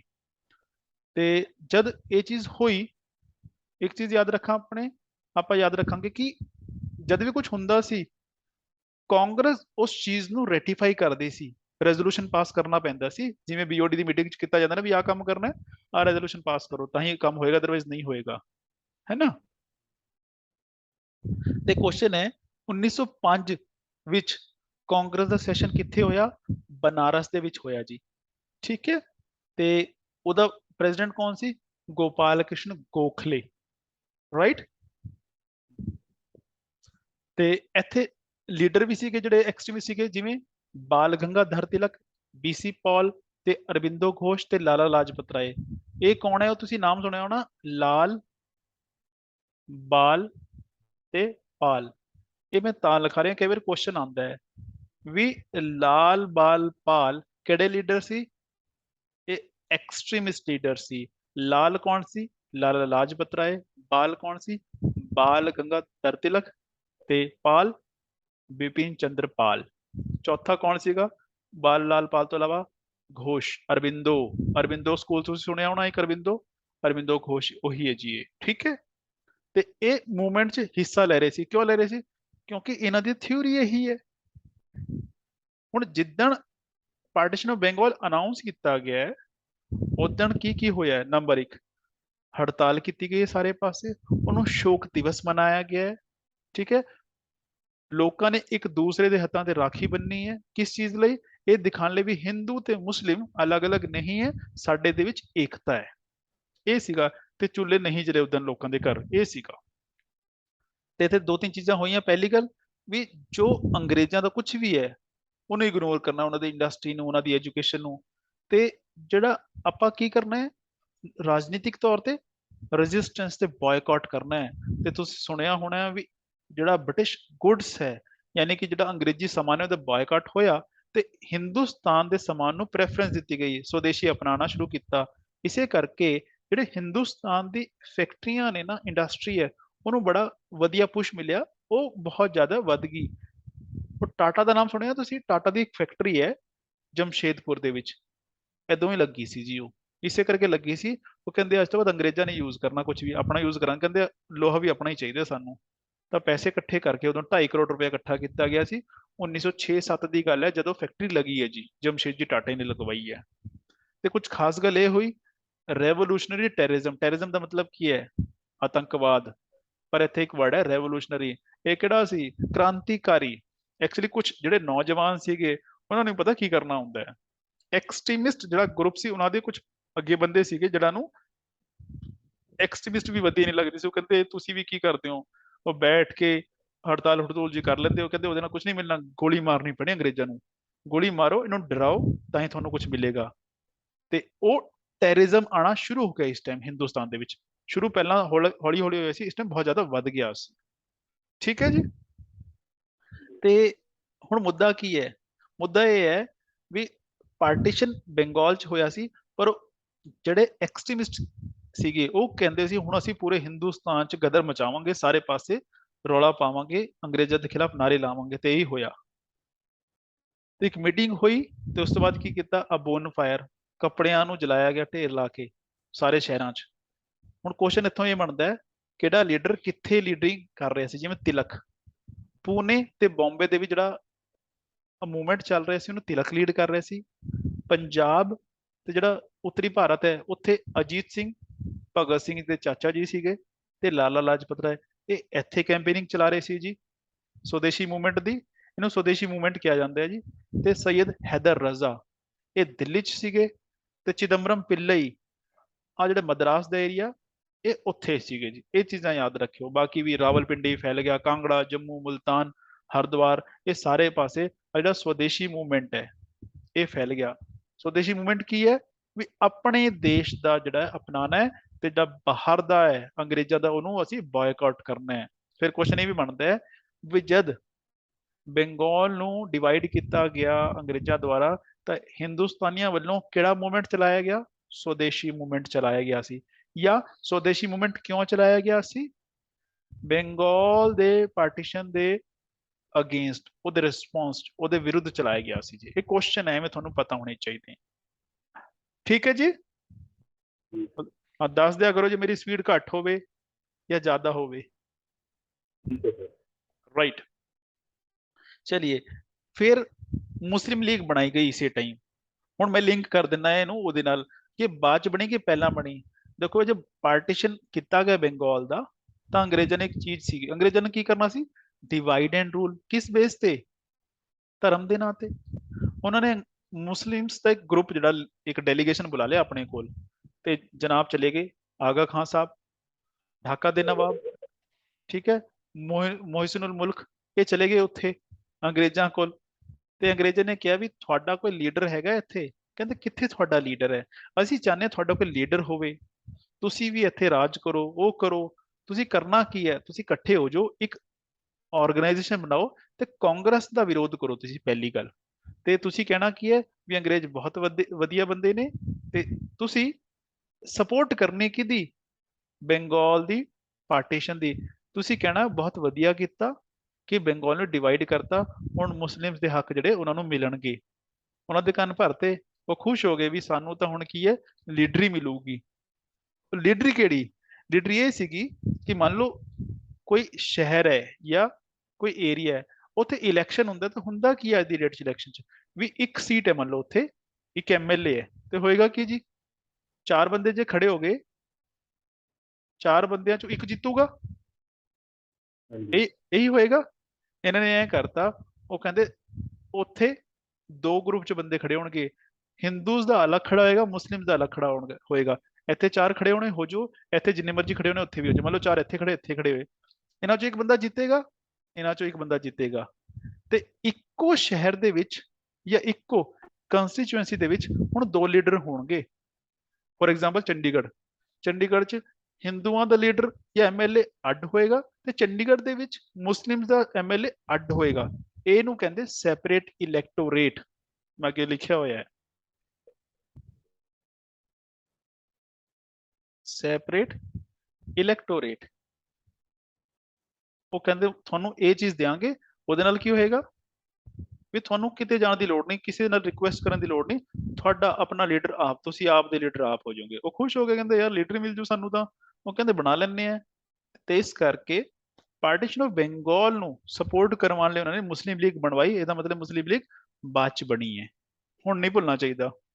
ਠੀਕ ਹੈ ਜੀ। ਹਾਂ, ਪਰ ਇਹ ਤਾਂ ਮੈਂ ਲਿਖਿਆ ਵੀ ਕੁਝ ਬੰਦੇ ਇਹੋ ਜਿਹੇ ਸੀਗੇ, ਉਹਨਾਂ ਨੂੰ ਪਤਾ ਸੀ ਜਿਹੜਾ ਦੂਸਰਾ ਗਰੁੱਪ ਸੀ ਕਾਂਗਰਸ ਦਾ ਜਾਂ ਨਾਨ ਮੁਸਲਿਮਸ ਦਾ, ਹਿੰਦੂਜ਼ ਦਾ, ਉਹਨਾਂ ਨਾਲ ਮਿਲ ਕੇ ਰਹਿੰਦੇ ਸੀ, ਤੇ ਉਹ ਕੁਝ ਥੋੜੇ ਜਿਹੇ ਅਲੱਗ ਤਰੀਕੇ ਦੇ, ਉਹ ਕਹਿੰਦੇ ਮਾਰ ਦਿਆਂਗੇ ਅਸੀਂ, ਮਰ ਜਾਵਾਂਗੇ, ਕੁਝ ਇਸ ਤਰ੍ਹਾਂ ਦੇ ਸੀਗੇ। ਤੇ ਉਹਨਾਂ ਨੂੰ ਪਤਾ ਸੀ ਵੀ ਜਿਹੜਾ ਵੀ ਕੁਝ ਅੰਗਰੇਜ਼ ਕਰ ਰਹੇ ਨੇ ਇਹ ਗਲਤ ਹੈ, ਇਸ ਕਰਕੇ ਕੁਝ ਕਾਂਗਰਸ ਨਾਲ ਜਾ ਕੇ ਮਿਲ ਗਏ ਸੀ ਉਹ ਤਾਂ, ਬਾਕੀ ਮੁਸਲਿਮ ਲੀਗ ਨਾਲ ਸੀਗੇ। ਤੇ ਜਿੰਨਾ ਕਹਿੰਦੇ ਨਾ ਉੱਥੇ ਸੀਗਾ, ਜਿੰਨਾ ਮੁਸਲਿਮ ਲੀਗ 'ਚ ਸੀਗਾ ਹੀ ਨਹੀਂ ਜੀ। ਜਿੰਨਾ ਮੁਸਲਿਮ ਲੀਗ 'ਚ ਬਹੁਤ ਲੇਟ ਗਿਆ, ਉਹ ਕਾਂਗਰਸ ਦੇ ਵਿੱਚ ਸਪੋਰਟ ਕਰਦਾ ਰਿਹਾ ਹਮੇਸ਼ਾ। 1924 ਤੋਂ ਬਾਅਦ ਦੀ ਗੱਲ ਹੈ ਜਦੋਂ ਗਿਆ ਉੱਥੇ। ਫਿਰ 1906 ਇੱਕ ਇੱਥੋਂ ਕੀ ਸਵਾਲ ਬਣਦਾ ਹੈ, 1906 ਚ ਕਾਂਗਰਸ ਦੀ ਮੀਟਿੰਗ ਹੋਈ ਸੀ, ਜਿਹਨੂੰ ਕਹਿੰਦੇ ਕਾਂਗਰਸ ਦਾ ਸੈਸ਼ਨ ਜਾਂ ਕੈਲਕਟਾ ਸੈਸ਼ਨ। ਐਵੇਂ ਯਾਦ ਕਰ ਲਓ ਵੀ ਕੈਲਕਟਾ ਸੈਸ਼ਨ ਕਦੋਂ ਹੋਇਆ, ਜਾਂ 1906 ਦਾ ਜਿਹੜਾ ਕਾਂਗਰਸ ਦਾ ਸੈਸ਼ਨ ਹੈ ਕਿੱਥੇ ਹੋਇਆ, ਕੈਲਕਟਾ 'ਚ। ਸਿੰਪਲ ਜੀ ਗੱਲ ਹੈ। ਕਦੋਂ ਹੋਣਾ ਸੀ? ਦਸੰਬਰ 'ਚ ਹੁੰਦਾ ਹਮੇਸ਼ਾ, ਸਾਰੇ ਸੈਸ਼ਨ ਦਸੰਬਰ 'ਚ ਹੀ ਹੋਏ ਆ। ਇੱਕ ਅੱਧਾ ਕੋਈ ਹੋਏਗਾ ਜਿਹੜਾ ਅਰਜੈਂਟ ਬੁਲਾਇਆ ਗਿਆ ਹੋਏਗਾ। ਤੇ ਇੱਥੇ ਪ੍ਰਧਾਨ ਕੌਣ ਸੀ, ਪ੍ਰੈਜ਼ੀਡੈਂਟ ਕੌਣ ਸੀ? ਦਾਦਾ ਭਾਈ ਨੌਰੋਜੀ। ਇਹ ਸਵਾਲ ਹੈ, ਪੇਪਰ 'ਚ ਆਉਂਦੇ ਨੇ ਜੀ। ਤੇ ਇੱਥੇ ਕੀ ਹੈ, ਜਦ ਵੀ ਇਹਨਾਂ ਦੀ ਮੀਟਿੰਗ ਹੁੰਦੀ ਸੀ, ਉੱਥੇ ਮਤੇ ਪਾਸ ਹੁੰਦੇ ਸੀ, ਰੈਜ਼ੋਲੂਸ਼ਨ ਪਾਸ ਹੁੰਦਾ ਸੀ। ਇੱਥੇ ਇਹਨਾਂ ਨੇ ਪਹਿਲੀ ਵਾਰ ਇੱਕ ਚੀਜ਼ ਮੰਗਣੀ ਸ਼ੁਰੂ ਕੀਤੀ ਵੀ ਸਾਨੂੰ ਵੀ ਆਪਣੀ ਸਰਕਾਰ ਚਾਹੀਦੀ ਹੈ, ਸਵਰਾਜ, ਸੈਲਫ ਗਵਰਨਮੈਂਟ। ਕਿਵੇਂ? ਉਹ ਕਹਿੰਦੇ ਜਿਵੇਂ ਕੈਨੇਡਾ ਦੇ ਵਿੱਚ ਹੈ, ਜਿਵੇਂ ਆਸਟ੍ਰੇਲੀਆ ਦੇ ਵਿੱਚ ਹੈ, ਉਵੇਂ। ਉਹਦਾ ਮਤਲਬ ਇਹ ਹੈ ਵੀ ਇੱਥੇ ਹਿੰਦੁਸਤਾਨ ਦੇ ਵਿੱਚ ਅਸੀਂ ਆਪ ਰਾਜ ਕਰਾਂਗੇ, ਤੁਸੀਂ ਸਾਡੇ ਤੇ ਰਾਜ ਕਰ ਲਓ, ਮਤਲਬ ਤੁਸੀਂ ਸਿਰਫ ਉੱਪਰੋਂ ਸੁਪਰਵਿਜ਼ਨ ਕਰਨੀ ਹੈ, ਕੰਟਰੋਲ ਸਾਨੂੰ ਦੇ ਦਿਓ। ਉਹ ਹੁੰਦਾ ਸੈਲਫ ਗਵਰਨਮੈਂਟ। ਇਸ ਕਰਕੇ ਮਤਾ ਪਾਸ ਕੀਤਾ ਗਿਆ, ਸਵਰਾਜ ਮੰਗਣਾ। ਇਸ ਤੋਂ ਬਾਅਦ ਅਸੀਂ ਅੰਗਰੇਜ਼ਾਂ ਤੋਂ, ਮਤਲਬ ਆਜ਼ਾਦੀ ਤਾਂ ਹਜੇ ਵੀ ਨਹੀਂ ਮੰਗੀ ਗਈ। ਪਹਿਲੀ ਵਾਰ ਕਦੋਂ ਮੰਗਿਆ? 1906 ਦੇ ਵਿੱਚ ਮੰਗਿਆ। ਉਹ ਵੀ ਕੀ? ਸਵਰਾਜ ਕਹਿ ਲਓ ਜਾਂ ਸੈਲਫ ਗਵਰਨਮੈਂਟ ਕਹਿ ਲਓ, ਇੱਕੋ ਚੀਜ਼ ਹੈ। ਦੂਸਰਾ ਮਤਾ ਪਾਸ ਕੀਤਾ ਗਿਆ ਸਵਦੇਸ਼ੀ ਦਾ, ਕਿ ਇਸ ਤੋਂ ਬਾਅਦ ਸਵਦੇਸ਼ੀ ਨੂੰ ਅਪਣਾਵਾਂਗੇ, ਇਹਨੂੰ ਫੈਲਾਵਾਂਗੇ, ਬਾਇਕਾਟ ਕਰਾਂਗੇ ਅੰਗਰੇਜ਼ੀ ਚੀਜ਼ ਦਾ, ਤੇ ਜਿਹੜੀ ਐਜੂਕੇਸ਼ਨ ਹੈ ਉਹ ਵੀ ਸਾਡੀ ਆਪ ਦੀ ਹੋਏਗੀ। ਤੇ ਕੁਝ ਨਵੇਂ ਕਾਲਜ ਇਹਨਾਂ ਨੇ ਬਣਾਏ ਸੀਗੇ ਉਦੋਂ। ਠੀਕ ਹੈ ਜੀ। ਫਿਰ 1907, ਇਸ ਤੋਂ ਕੁਐਸਚਨ ਕੀ ਬਣਦਾ ਹੈ, ਜਿਹੜਾ ਮੈਂ ਤੁਹਾਨੂੰ ਦੱਸਿਆ ਸੂਰਤ ਸਪਲਿਟ। ਸੂਰਤ ਸਪਲਿਟ ਐਕਚੁਅਲੀ ਹੈ ਕੀ? 1907 ਦਾ ਜਿਹੜਾ ਕਾਂਗਰਸ ਦਾ ਸੈਸ਼ਨ ਹੋਇਆ ਸੀ, ਉਹ ਸੂਰਤ ਦੇ ਵਿੱਚ ਹੋਇਆ ਸੀ, ਤੇ ਉੱਥੇ ਕਾਂਗਰਸ ਦੇ ਵਿੱਚ ਸਪਲਿਟ ਪੈ ਗਈ, ਯਾਨੀ ਕਿ ਫੁੱਟ ਪੈ ਗਈ, ਟੁੱਟ ਪੈ ਗਈ, 2 ਹਿੱਸਿਆਂ 'ਚ ਵੰਡੀ ਗਈ, ਜਿਸ 'ਚ ਇੱਕ ਹਿੱਸਾ ਸੀਗਾ ਐਕਸਟ੍ਰੀਮਿਸਟ ਦਾ, ਤੇ ਉਹਨਾਂ ਨੂੰ ਬਾਹਰ ਕੱਢ ਦਿੱਤਾ ਗਿਆ ਕਾਂਗਰਸ ਵੱਲੋਂ, ਯਾਨੀ ਕਿ ਮੋਡਰੇਟਸ ਵੱਲੋਂ। ਠੀਕ ਹੈ ਜੀ। ਤੇ ਇੱਥੇ ਲੀਡਰ ਕੌਣ ਸੀ? ਲੀਡਰ ਉਹੀ ਹੈ ਜਿਹੜੇ ਪੁਰਾਣੇ ਸੀਗੇ। ਐਕਸਟ੍ਰੀਮਿਸਟ ਦੇ ਲੀਡਰ ਹੈ ਤਿਲਕ ਜੀ, ਲਾਜਪਤ ਰਾਏ ਤੇ ਬਿਪਿਨ ਚੰਦਰਪਾਲ। ਜਿਹੜਾ ਮੋਡਰੇਟ ਸੀ ਉਹਨਾਂ ਦਾ ਲੀਡਰ ਸੀ ਫਿਰੋਜ਼ ਸ਼ਾਹ ਮਹਿਤਾ। ਠੀਕ ਹੈ। ਤੇ ਮੁੱਦਾ ਕੀ ਸੀ, ਇਹ ਹੋਇਆ ਕਿਉਂ?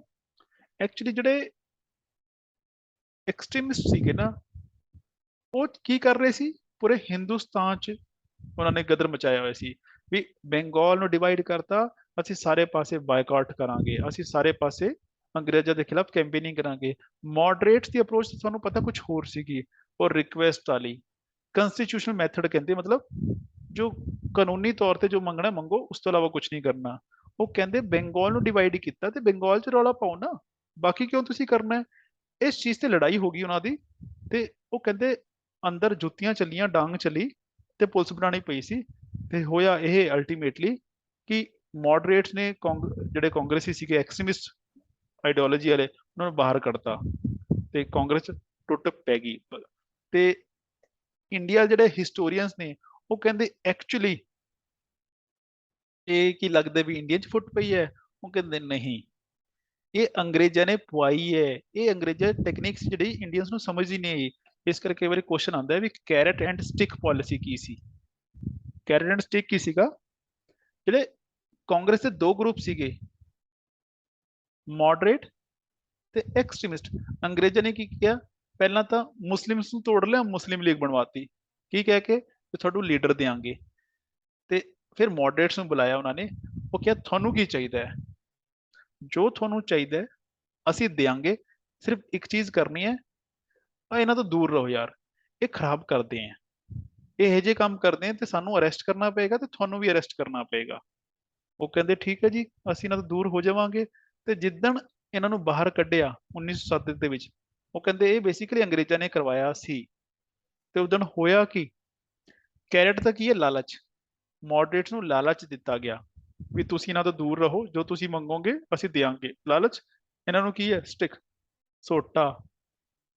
ਜਿੱਦਣ ਇਹਨੂੰ ਬਾਹਰ ਕੱਢਿਆ ਗਿਆ, ਉਸ ਤੋਂ ਬਾਅਦ ਸਾਰਿਆਂ ਨੂੰ ਚੱਕ ਚੱਕ ਕੇ ਜਿੰਨੇ ਵੀ ਲੀਡਰ ਸੀਗੇ ਜੇਲ੍ਹ 'ਚ ਪਾ ਦਿੱਤਾ ਗਿਆ। 1908 ਤਿਲਕ ਨੇ ਇੱਕ ਆਰਟੀਕਲ ਲਿਖਿਆ ਸੀ ਅਖਬਾਰ ਦੇ ਵਿੱਚ, ਉਸ ਤੇ ਚਾਰजेस ਲਗਾਤੇ ਵੀ ਤੂੰ ਤਾਂ ਦੇਸ਼ ਦਰੋਹੀ ਹੈ। ਤੈਨੂੰ ਚੱਕ ਕੇ 6 ਸਾਲ ਲਈ ਮਾਂਡਲੇ ਅਸੀਂ ਨਾਮ ਲਿਆ ਸੀ, ਜਿੱਥੇ ਬਹਾਦਰ ਸ਼ਾਹ ਜ਼ਫਰ ਦੀ ਕਬਰ ਹੈ, ਉੱਥੇ ਇੱਕ ਜੇਲ੍ਹ ਹੈਗੀ, ਉਹਦੇ ਵਿੱਚ ਪਾ ਦਿੱਤਾ ਗਿਆ 6 ਸਾਲ ਲਈ। ਤੇ ਕੋਈ ਬਚਾਉਣ ਨਹੀਂ ਆਇਆ। ਕਿਉਂ ਨਹੀਂ ਆਇਆ? ਮੋਡਰੇਟਸ ਵੱਡੇ ਵੱਡੇ ਐਡਵੋਕੇਟ ਸੀਗੇ, ਬੈਰਿਸਟਰ ਸੀਗੇ, ਉਹੀ ਬਚਾਉਂਦੇ ਸੀ। ਫੁੱਟ ਤਾਂ ਪਵਾਤੀ, ਬਚਾਏਗਾ ਕੌਣ? ਹੁਣ ਤਿਲਕ ਨੂੰ ਸਮਝ ਆ ਗਿਆ ਬਹੁਤ ਵੱਡੀ ਗਲਤੀ ਕਰ ਲਈ ਆਪਾਂ ਨੇ, ਆਪਾਂ ਨੂੰ ਇਹ ਜਿਹਾ ਨਹੀਂ ਕਰਨਾ ਚਾਹੀਦਾ ਸੀ। ਪੈ ਗਈ ਤਾਂ ਹੁਣ ਫੁੱਟ ਪੈ ਗਈ। ਠੀਕ ਹੈ ਜੀ, ਆ ਜੀ ਤਿਲਕ ਨੂੰ ਭੇਜਤਾ ਮਾਂਡਲੇ ਜੇਲ੍ਹ। ਤੇ ਜਿਹੜੇ ਅਰਬਿੰਦੋ ਜੀ ਸੀਗੇ ਇਹ ਭੱਜ ਗਏ, ਇਹ ਚਲੇ ਗਏ ਉੱਥੇ ਸਾਊਥ 'ਚ। ਉੱਥੇ ਜਾ ਕੇ ਇਹਨਾਂ ਨੇ ਆਸ਼ਰਮ ਖੋਲਿਆ, ਕਿਉਂਕਿ ਇਹਨੂੰ ਬਚਾ ਲਿਆ ਗਿਆ ਸੀ, ਹੈਨਾ। ਤੇ ਇਹਨਾਂ ਨੇ ਜਾ ਕੇ ਆਸ਼ਰਮ ਖੋਲਿਆ। ਇਹ ਤਾਂ ਕਹਿੰਦੇ ਰੱਬ ਦਾ ਨਾਮ ਲਵਾਂਗੇ ਤੇ ਛੱਡੋ, ਅੱਜ ਤੋਂ ਬਾਅਦ ਆਪਾਂ ਕਰਨਾ ਹੀ ਨਹੀਂ। ਉਹਨਾਂ ਨੇ ਤਾਂ ਪੋਲਿਟਿਕਸ ਛੱਡੀ ਤੇ ਪੌਂਡੀਚੇਰੀ ਜਾ ਕੇ ਰਹਿਣ ਲੱਗੇ। ਬਿਪਿਨ ਚੰਦਰਪਾਲ ਉਹ ਵੀ ਪੋਲਿਟਿਕਸ ਥੋੜੇ ਟਾਈਮ ਲਈ ਛੱਡ ਕੇ ਚਲੇ ਗਏ। ਤੇ ਲਾਜਪਤ ਰਾਏ ਕਹਿੰਦੇ ਮੈਂ ਜਾ ਰਿਹਾ ਇੰਗਲੈਂਡ। ਤੇ ਬਚਿਆ ਕੌਣ? ਕੋਈ ਵੀ ਨਹੀਂ ਬਚਿਆ। ਤੇ ਬਸ ਫਿਰ ਹੋਣਾ ਕਿਸੇ ਵਿਚਾਰੇ ਦਾ, ਇਹਦਾ ਸਵਦੇਸ਼ੀ ਮੂਵਮੈਂਟ ਦਾ ਕੁਝ ਨਹੀਂ, ਬੰਦ ਹੀ ਹੋਣਾ, ਹੋਰ ਕੀ ਹੋਣਾ ਹੈ ਨਾ। ਇਹ ਹੋ ਗਿਆ। ਪਰ ਇੱਕ ਚੀਜ਼ ਹੈ, ਉਹ ਅੱਗੇ ਮੈਂ ਦੱਸ ਦਾਂਗਾ ਵੀ ਜਿਹੜੇ ਵੀ ਮੂਵਮੈਂਟ ਹੋਏ ਨੇ, ਅੰਦੋਲਨ ਹੋਏ ਨੇ, ਕਹਿੰਦੇ ਇਹ ਪਹਿਲਾ ਅੰਦੋਲਨ ਜਿਹੜਾ ਕਾਮਯਾਬ ਵੀ ਹੋਇਆ ਹੈ। ਬਾਕੀ ਕੋਈ ਅੰਦੋਲਨ ਹਿੰਦੁਸਤਾਨ 'ਚ ਕਾਮਯਾਬ ਕਦੇ ਨਹੀਂ ਹੋਇਆ। ਮੈਂ ਦੱਸਦਾ ਕਿਵੇਂ, ਠੀਕ ਹੈ। ਤੇ ਜੋ ਮੁਸਲਿਮਸ ਨੂੰ ਪ੍ਰੋਮਿਸ ਕੀਤਾ ਸੀ ਉਹ ਦੇਤਾ ਇਹਨਾਂ ਨੇ। ਕੀ ਕੀਤਾ ਸੀ? ਸੈਪਰੇਟ ਇਲੈਕਟੋਰੇਟ ਦਾ। ਇੱਥੋਂ ਕੁਐਸਚਨ ਕੀ ਬਣਦਾ ਹੈ? ਆਹ ਨਾਮ ਲਿਖਿਆ ਮਿੰਟੋ ਮੋਰਲੇ ਰਿਫਾਰਮ, ਇਹਨੂੰ ਦੋ ਨਾਮ ਹੈ ਇਹਦੇ ਜੀ। ਉੱਥੇ ਜੇ ਲਿਖਿਆ ਹੋਵੇ ਗਵਰਨਮੈਂਟ ਆਫ ਇੰਡੀਆ ਐਕਟ 1909, ਉਹਦਾ ਮਤਲਬ ਇਹੀ ਹੈ ਜੀ। ਮਿੰਟੋ ਮੋਰਲੇ ਰਿਫਾਰਮ ਇਸ ਕਰਕੇ ਕਹਿੰਦਾ ਕਿਉਂਕਿ ਜਿਹੜੇ ਲੀਡਰ ਸੀਗੇ ਅੰਗਰੇਜ਼ਾਂ ਦੇ ਜਿਨ੍ਹਾਂ ਨੇ ਬਣਵਾਇਆ ਸੀ ਉਸ ਟਾਈਮ, ਉਹ ਦੋ ਸੀਗੇ। ਮਿੰਟੋ ਸੀਗਾ ਉਸ ਟਾਈਮ ਇੰਡੀਆ ਦਾ ਗਵਰਨਰ ਜਨਰਲ ਜਾਂ ਵਾਇਸਰਾਏ ਕਹਿ ਲਓ। ਮੋਰਲੇ ਕੌਣ ਸੀ? ਇਹ ਸੀਗਾ ਸੈਕਟਰੀ ਆਫ ਸਟੇਟ, ਜਿਹੜਾ ਕਿ ਇੰਗਲੈਂਡ 'ਚ ਹੁੰਦਾ ਸੀ, ਜਿਹੜਾ ਕਿ ਗਵਰਨਰ ਨੂੰ ਕੰਟਰੋਲ ਕਰਦਾ ਸੀ ਤੇ ਗਵਰਨਰ ਇੰਡੀਆ ਨੂੰ ਕੰਟਰੋਲ ਕਰਦਾ ਸੀ। ਇਸ ਕਰਕੇ ਇਹਨਾਂ ਦੇ ਨਾਂ ਤੇ ਇਹ ਕਾਨੂੰਨ ਦਾ ਨਾਮ ਪੈ ਗਿਆ ਜੀ। ਇੱਥੇ ਸਭ ਤੋਂ ਇੰਪੋਰਟੈਂਟ ਚੀਜ਼ ਕੀ ਹੈ? ਇੰਪੋਰਟੈਂਟ ਇਹ ਹੈ ਕਿ ਮੁਸਲਿਮਸ ਨੂੰ ਸੈਪਰੇਟ ਇਲੈਕਟੋਰੇਟ ਦੇ ਦਿੱਤਾ ਗਿਆ। ਇਹਦਾ ਮਤਲਬ ਕੀ ਹੈ? ਇਹਦਾ ਮਤਲਬ ਸਿੰਪਲ ਹੈ, ਕੁਝ ਨਹੀਂ। ਜਿਹੜੀ policy C divide and rule ਦੀ, ਉਹਦੀ ਨੀਂਹ ਤਗੜੀ ਕਰਕੇ ਰੱਖ ਦਿੱਤੀ ਗਈ ਹਿੰਦੁਸਤਾਨ ਦੇ ਵਿੱਚ, ਜਿਹੜੀ ਕਿ ਉਸ ਤੋਂ ਬਾਅਦ ਕਦੇ ਕੋਈ ਤੋੜ ਹੀ ਨਹੀਂ ਸਕਿਆ। ਤੇ ਉਹ ਕਮਿਊਨਲਿਜ਼ਮ ਯਾਨੀ ਕਿ ਸੰਪਰਦਾਇਕਤਾ ਇੰਨੀ ਵੱਧ ਗਈ ਕਿ ਅੱਜ ਤੱਕ ਚੱਲ ਰਹੀ ਹੈ ਜੀ। ਠੀਕ ਹੈ। ਇਹਦਾ ਮਤਲਬ ਸੀਗਾ ਕਿ ਜਦੋਂ ਇਲੈਕਸ਼ਨ ਹੋਏਗਾ ਤੇ ਉਸ ਲਈ ਮੁਸਲਿਮ ਸਿਰਫ ਮੁਸਲਿਮ ਲਈ ਵੋਟ ਕਰੇਗਾ, ਹਿੰਦੂ ਸਿਰਫ ਹਿੰਦੂ ਲਈ ਵੋਟ ਕਰੇਗਾ, ਹੈ ਨਾ। ਐਸਾ ਚੀਜ਼ ਸੀਗਾ, ਤੋੜਤਾ ਉਹਨਾਂ ਨੇ ਬੇਸਿਕਲੀ, ਤੇ ਟੁੱਟ ਗਏ ਹਿੰਦੁਸਤਾਨੀ। ਆ ਸੀਗਾ ਜੀ ਜਿਹੜਾ ਮੈਂ ਕਿਹਾ ਸਵਦੇਸ਼ੀ ਮੂਵਮੈਂਟ ਕਾਮਯਾਬ ਹੋਇਆ। ਹਾਂ, ਕਿਵੇਂ? 1911 ਦੇ ਵਿੱਚ ਇਹ ਸਵਾਲ ਬਣਦਾ ਹੈ ਕਿ ਦਿੱਲੀ ਦਰਬਾਰ ਲਗਾਇਆ ਗਿਆ ਸੀ। ਕਦੋਂ? 1911 ਦੇ ਵਿੱਚ ਲੱਗਿਆ, ਤੀਸਰੀ ਵਾਰ ਦਰਬਾਰ ਲੱਗਿਆ। ਉਸ ਤੋਂ ਪਹਿਲੇ ਵੀ 2 ਵਾਰ ਦਰਬਾਰ ਲੱਗ ਚੁੱਕੇ ਸੀ। ਇਹਦੇ ਵਿੱਚ ਅਨਾਉਂਸਮੈਂਟ ਕੀਤੀ ਗਈ ਕਿ ਜਿਹੜਾ ਬੰਗਾਲ ਨੂੰ ਅਸੀਂ ਡਿਵਾਈਡ ਕੀਤਾ, ਪਾਰਟੀਸ਼ਨ ਕੀਤਾ, ਉਹਨੂੰ ਅਸੀਂ ਕੈਂਸਲ ਕਰ ਰਹੇ ਹਾਂ। ਹੁਣ ਸਵਾਲ ਇਹ ਹੈ ਵੀ ਸਵਦੇਸ਼ੀ ਮੂਵਮੈਂਟ ਕਾਮਯਾਬ ਕਿਵੇਂ ਹੋ ਗਿਆ? ਕਿਉਂਕਿ ਸਵਦੇਸ਼ੀ ਮੂਵਮੈਂਟ ਭਾਵੇਂ ਸਾਰੇ ਲੀਡਰ ਅਰੈਸਟ ਹੋ ਗਏ, ਕੋਈ ਕਿਤੇ ਚਲਾ ਗਿਆ, ਕੋਈ ਭੱਜ ਗਏ, स्वदेशी मूवमेंट क्यों चलाया गया सी? पार्टीशन ऑफ बंगाल के खिलाफ चलाया गया सी ते पार्टीशन ऑफ बंगाल अंग्रेजा ने कैंसल कर दिता। दैट्स ऑल, मतलब कामयाब हो गए। दूसरी चीज अनाउंस की गई 1912 ਦੇ ਵਿੱਚ ਦਿੱਲੀ ਪਹਿਲੀ ਵਾਰ ਦੁਬਾਰਾ ਤੋਂ ਜਾਂ ਪਹਿਲਾਂ ਹੁੰਦੀ ਸੀ, ਹੁਣ ਅੰਗਰੇਜ਼ਾਂ ਦੀ ਪਹਿਲੀ ਵਾਰ ਕੈਪੀਟਲ ਬਣੀ ਤੇ ਅੱਜ ਤੱਕ ਉਹ ਕੈਪੀਟਲ ਹੈ। ਇੱਥੇ ਸਵਾਲ ਕਈ ਵਾਰ ਉੱਠ ਜਾਂਦਾ ਹੈ, ਅੰਗਰੇਜ਼ਾਂ ਨੇ ਕੈਲਕਟਾ ਤੋਂ ਸ਼ਿਫਟ ਕੀਤੀ ਸੀ ਕੈਪੀਟਲ, ਕਿਉਂ ਕੀਤੀ, ਕੀ ਹੋਇਆ ਅੰਗਰੇਜ਼ਾਂ ਨੂੰ? ਕਿਉਂਕਿ ਕੈਲਕਟਾ ਉਹ ਜਗ੍ਹਾ ਸੀ ਜਿੱਥੋਂ ਉਹ 2 ਮਿੰਟ 'ਚ ਆਪਣੇ ਸ਼ਿਪ 'ਚ ਬੈਠੇ ਤੇ ਘਰ ਵੱਲ ਤੁਰ ਜਾਂਦੇ ਸੀਗੇ। ਦਿੱਲੀ ਤੋਂ ਤਾਂ ਕੈਲਕਟਾ ਜਾਣਾ ਬੜਾ ਔਖਾ ਹੈ, ਦਿੱਲੀ ਤੋਂ ਪਹਿਲਾਂ ਕੈਲਕਟਾ ਜਾਓ ਜਾਂ ਬੰਬੇ ਜਾਓ, ਫਿਰ ਸ਼ਿਪ 'ਚ ਬੈਠੋ, ਫਿਰ ਘਰ ਜਾਓ। ਦਿੱਲੀ ਕਿਉਂ ਲੈ ਕੇ ਆਏ, ਸੁਣਿਆ ਜੀ ਕਿਸੇ ਨੇ ਪਹਿਲਾਂ ਵੀ ਉਹਨਾਂ ਨੇ ਰਾਜਧਾਨੀ ਕਿਉਂ ਸ਼ਿਫਟ ਕੀਤੀ 1912 ਦੇ ਵਿੱਚ? ਇਹ ਸਵਾਲ ਬਣਦਾ ਵੀ ਇੰਡੀਆ ਦੀ ਰਾਜਧਾਨੀ ਦਿੱਲੀ ਕਦੋਂ ਬਣੀ? 1912 ਦੇ ਵਿੱਚ ਬਣੀ ਜੀ, ਜਿਹੜੀ ਹੁਣ ਹੈ। ਕੀ ਕਹਿ ਰਹੇ ਹੋ?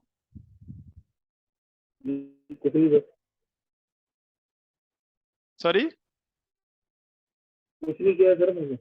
ਓਕੇ, ਦੇਖੋ ਇਹਦਾ ਕੋਈ ਕੁਝ ਨਹੀਂ ਸੀਗਾ, ਸਿਰਫ ਸਾਈਕੋਲੋਜੀਕਲ ਇਫੈਕਟ ਹੈ ਇਹਦਾ।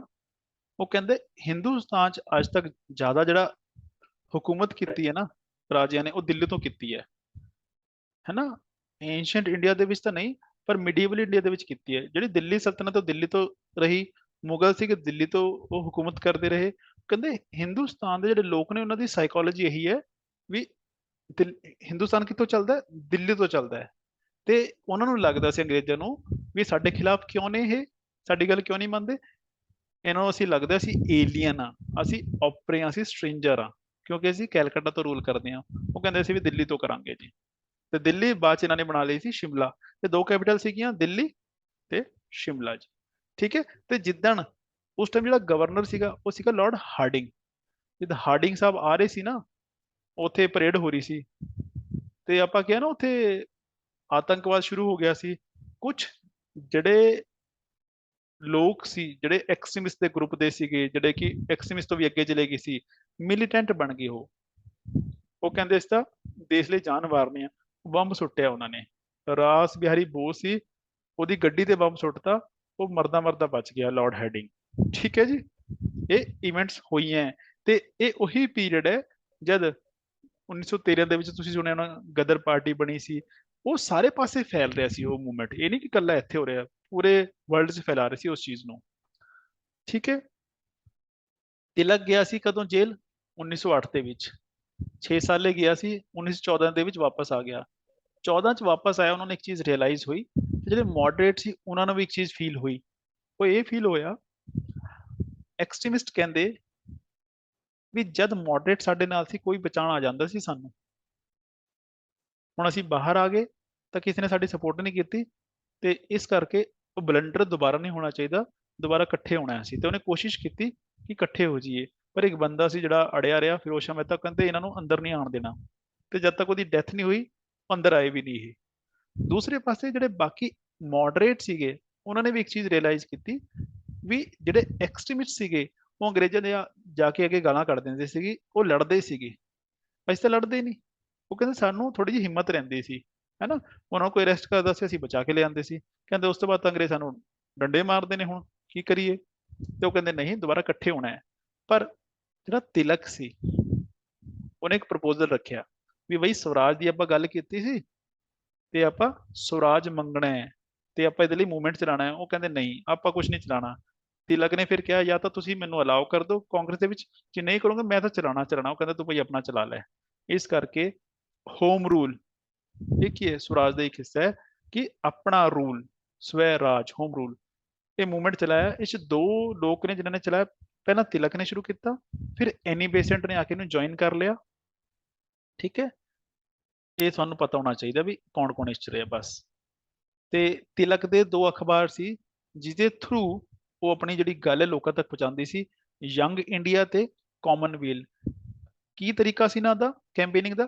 ਪੈਸਿਵ ਰੈਜ਼ਿਸਟੈਂਸ, ਸਿਵਲ ਡਿਸਓਬੀਡੀਐਂਸ, ਮੀਨਸ ਜਿਵੇਂ ਹੜਤਾਲ ਉੜਤੂਲ ਕਰਾਤੀ, ਗੱਲ ਨਹੀਂ ਮੰਨਣੀ, ਡਿਸਓਬੇ ਕਰਨਾ ਅੰਗਰੇਜ਼ਾਂ ਨੂੰ, ਜੋ ਕਹਿਣਗੇ ਟੈਕਸ ਅਸੀਂ ਨਹੀਂ ਦੇਣਾ ਜੀ, ਇਹ ਚੀਜ਼ਾਂ ਸੀ। ਤੇ ਇਹ ਪੂਰੇ ਹਿੰਦੁਸਤਾਨ ਦੇ ਵਿੱਚ ਇਹਨਾਂ ਨੇ ਕੋਸ਼ਿਸ਼ ਕੀਤੀ ਫੈਲਾਇਆ ਜਾਵੇ, ਪਰ ਬਾਅਦ ਚ ਇਹ ਬੰਦ ਕਰਨਾ ਪਿਆ ਕਿਉਂਕਿ ਅੰਗਰੇਜ਼ਾਂ ਨੇ ਬੁਲਾ ਕੇ ਕਿਹਾ ਸੀ ਜੋ ਡਿਮਾਂਡਸ ਨੇ ਅਸੀਂ ਕੋਸ਼ਿਸ਼ ਕਰਾਂਗੇ, ਅਸੀਂ ਪੂਰੀ ਕਰਦੀ, ਅਸੀਂ ਕਾਨੂੰਨ ਬਣਾ ਰਹੇ ਹਾਂ ਤੇ ਉਹ ਬਣਾਇਆ ਗਿਆ ਸੀ 1919 ਦੇ ਵਿੱਚ।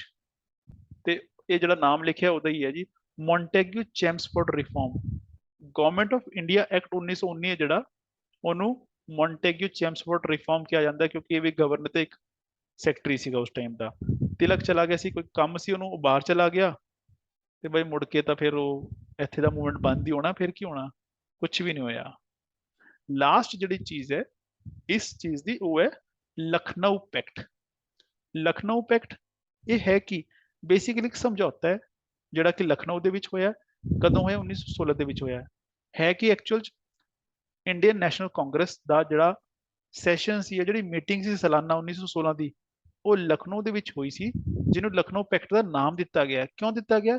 ਕਿਉਂਕਿ ਇੱਥੇ ਸਮਝੌਤਾ ਹੋਇਆ ਦੋ ਤਿੰਨ ਬੰਦਿਆਂ ਦੇ ਵਿੱਚ, ਬੰਦੇ ਮੀਨਸ ਗਰੁੱਪ ਦੇ ਵਿੱਚ। ਪਹਿਲਾ ਵੀ ਜਿਹੜੇ ਐਕਸਟ੍ਰੀਮਿਸਟ ਸੀਗੇ ਉਹਨਾਂ ਨੂੰ ਅੰਦਰ ਵਾੜ ਲੈ ਕੇ ਕਿ ਆ ਜਾਓ ਵੀ ਦੁਬਾਰਾ ਕਾਂਗਰਸ ਦੇ ਵਿੱਚ, ਅੱਜ ਵਾਰ ਰੌਲਾ ਨਹੀਂ ਪਾਣਾ, ਖੱਪ ਨਹੀਂ ਪਾਣੀ, ਤੇ ਤੁਸੀਂ ਸਾਡੇ ਨਾਲ ਹੋ, ਦੁਬਾਰਾ ਕਾਂਗਰਸ ਨੂੰ ਤੋੜਨਾ ਨਹੀਂ ਹੈ।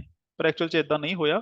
18 ਦੇ ਵਿੱਚ ਕਾਂਗਰਸ ਫੇਰ ਟੁੱਟ ਗਈ ਸੀ ਤੇ 18 ਦੇ ਵਿੱਚ ਮੋਡਰੇਟ ਨਿਕਲ ਕੇ ਚਲੇ ਗਏ ਸੀ, ਬਈ ਤੁਸੀਂ ਤਾਂ ਮੰਨਦੇ ਨਹੀਂ, ਅਸੀਂ ਜਾ ਰਹੇ ਹਾਂ। ਪਰ ਐਨੀ ਹਾਓ ਐਕਸਟ੍ਰੀਮਿਸਟ ਐਂਟਰ ਹੋ ਗਏ।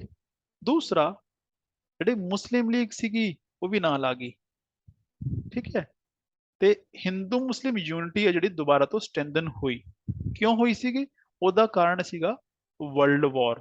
1914 ਦੇ ਵਿੱਚ ਵਰਲਡ ਵਾਰ ਸ਼ੁਰੂ ਹੋਈ ਸੀ ਤੇ ਵਰਲਡ ਵਾਰ ਚੱਲ ਰਹੀ ਹੈ ਯੂਰਪ ਦੇ ਵਿੱਚ। ਉੱਥੇ ਜਿਹੜੇ ਕੰਟਰੀ ਸੀਗੇ ਦੋ ਗਰੁੱਪ 'ਚ ਵੰਡੇ ਹੋਏ ਸੀਗੇ, ਸਾਨੂੰ ਪਤਾ ਹੈ। ਜਿਹੜਾ ਇੰਗਲੈਂਡ ਸੀਗਾ ਤੇ ਟਰਕੀ, ਉਹ ਅਲੱਗ-ਅਲੱਗ ਗਰੁੱਪ 'ਚ ਸੀਗੇ ਤੇ ਟਰਕੀ ਹਾਰ ਗਿਆ। ਅੰਗਰੇਜ਼ਾਂ ਨੇ ਕੀ ਕੀਤਾ, ਉੱਥੇ ਜਿਹੜਾ ਖਲੀਫਾ ਸੀ ਉਹਨੂੰ ਹਟਾਤਾ ਗੱਦੀ ਤੋਂ ਤੇ ਉਹਦੇ ਏਰੀਆ ਤੇ ਕਬਜ਼ਾ ਕਰ ਲਿਆ।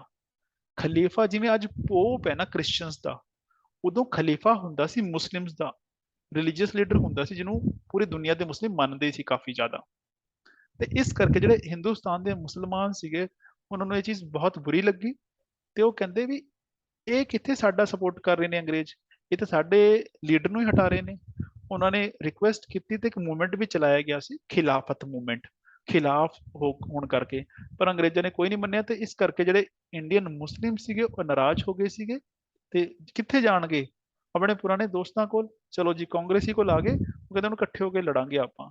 ਤੇ ਉੱਥੇ ਕਾਂਗਰਸ ਦੇ ਐਕਸਟ੍ਰੀਮਿਸਟ ਗਰੁੱਪ ਆ ਗਿਆ ਤੇ ਦੂਸਰਾ ਕੌਣ ਆ ਗਿਆ? ਮੁਸਲਿਮ ਲੀਗ ਆ ਗਈ। ਤੇ ਮੁਸਲਿਮ ਲੀਗ ਤੇ ਕਾਂਗਰਸ ਦਾ ਜੀ ਇੱਕ ਪੈਕਟ ਹੈ ਜਿਹਨੂੰ ਲਖਨਊ ਪੈਕਟ ਕਿਹਾ ਜਾਂਦਾ ਹੈ। ਇੱਥੇ ਇੱਕ ਚੀਜ਼ ਸੀਗੀ, ਦੋ ਚੀਜ਼ਾਂ ਹੋਈਆਂ। ਪਹਿਲੀ ਗੱਲ ਤਾਂ ਜਿਹੜੀ ਡਿਮਾਂਡ ਸੀ ਉਹਨੂੰ ਐਕਸਟੈਂਡ ਕੀਤਾ ਕਿ ਮੁਸਲਿਮ ਲੀਗ ਕਹਿੰਦੀ ਠੀਕ ਹੈ ਜੋ ਤੁਸੀਂ ਮੰਗਦੇ ਹੋ ਅਸੀਂ ਉਹੀ ਮੰਗਾ ਕਿ ਡੋਮੀਨੀਅਨ ਸਟੇਟਸ ਮੰਗਣਾ ਹੈ। ਪਰ ਹਿਸਟੋਰੀਅਨ ਕਹਿੰਦੇ ਇੱਕ ਗਲਤੀ ਇੱਥੇ ਹੋਈ ਹੈ, ਉਹ ਇਹ ਹੈ ਜਿਹੜਾ ਸੈਪਰੇਟ ਇਲੈਕਟੋਰੇਟ ਦਿੱਤਾ ਗਿਆ ਸੀ ਮੁਸਲਿਮਸ ਨੂੰ, ਉਹ ਕੀ ਸੀਗਾ ਕਿ ਮੁਸਲਿਮਸ ਦਾ ਲੀਡਰ ਅਲੱਗ ਹੋਏਗਾ।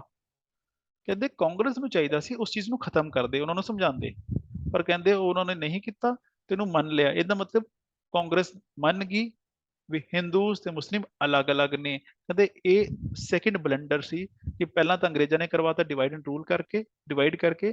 ਦੂਸਰਾ ਕਾਂਗਰਸ ਨੇ ਉਹਨੂੰ ਐਕਸੈਪਟ ਕਰ ਲਿਆ, ਇਹ ਕਾਂਗਰਸ ਨੇ ਕਰਤਾ ਬਲੰਡਰ। ਵੀ ਜੇ ਇਹ ਨਾ ਕਰਦੇ ਸ਼ਾਇਦ ਜਿਹੜਾ ਕਮਿਊਨਲਿਜ਼ਮ ਹੈ, ਹਿੰਦੂ ਮੁਸਲਿਮ ਡਿਵਾਈਡ ਹੈ ਇੰਡੀਆ ਦਾ, ਉਹ ਨਾ ਵੱਧਦਾ ਉਹਨਾਂ।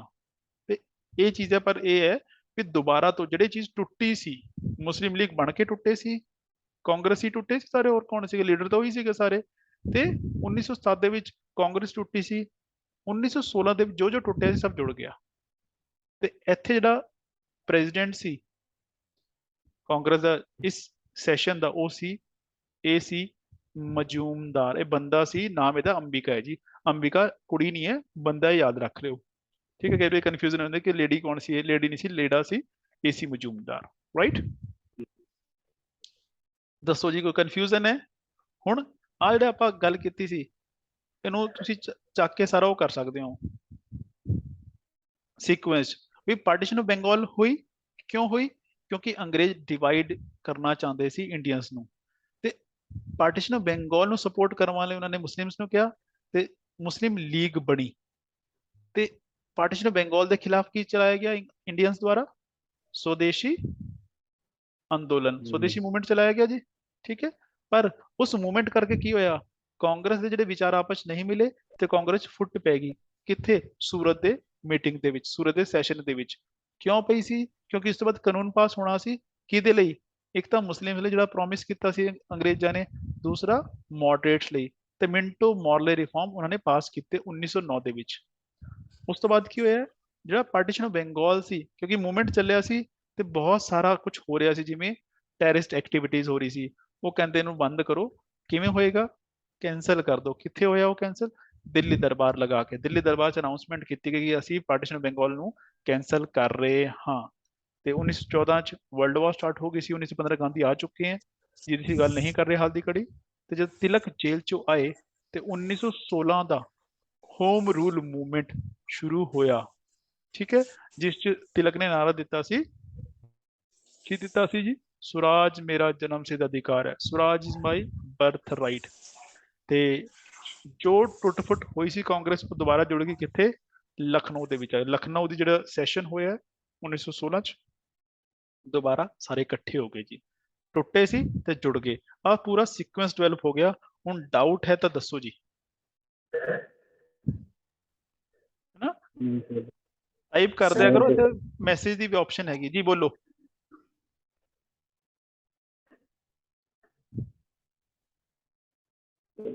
डाउट तो फिलहाल तो कोई नहीं, बाकी दोबारा पढ़ांगे फिर एक बारी।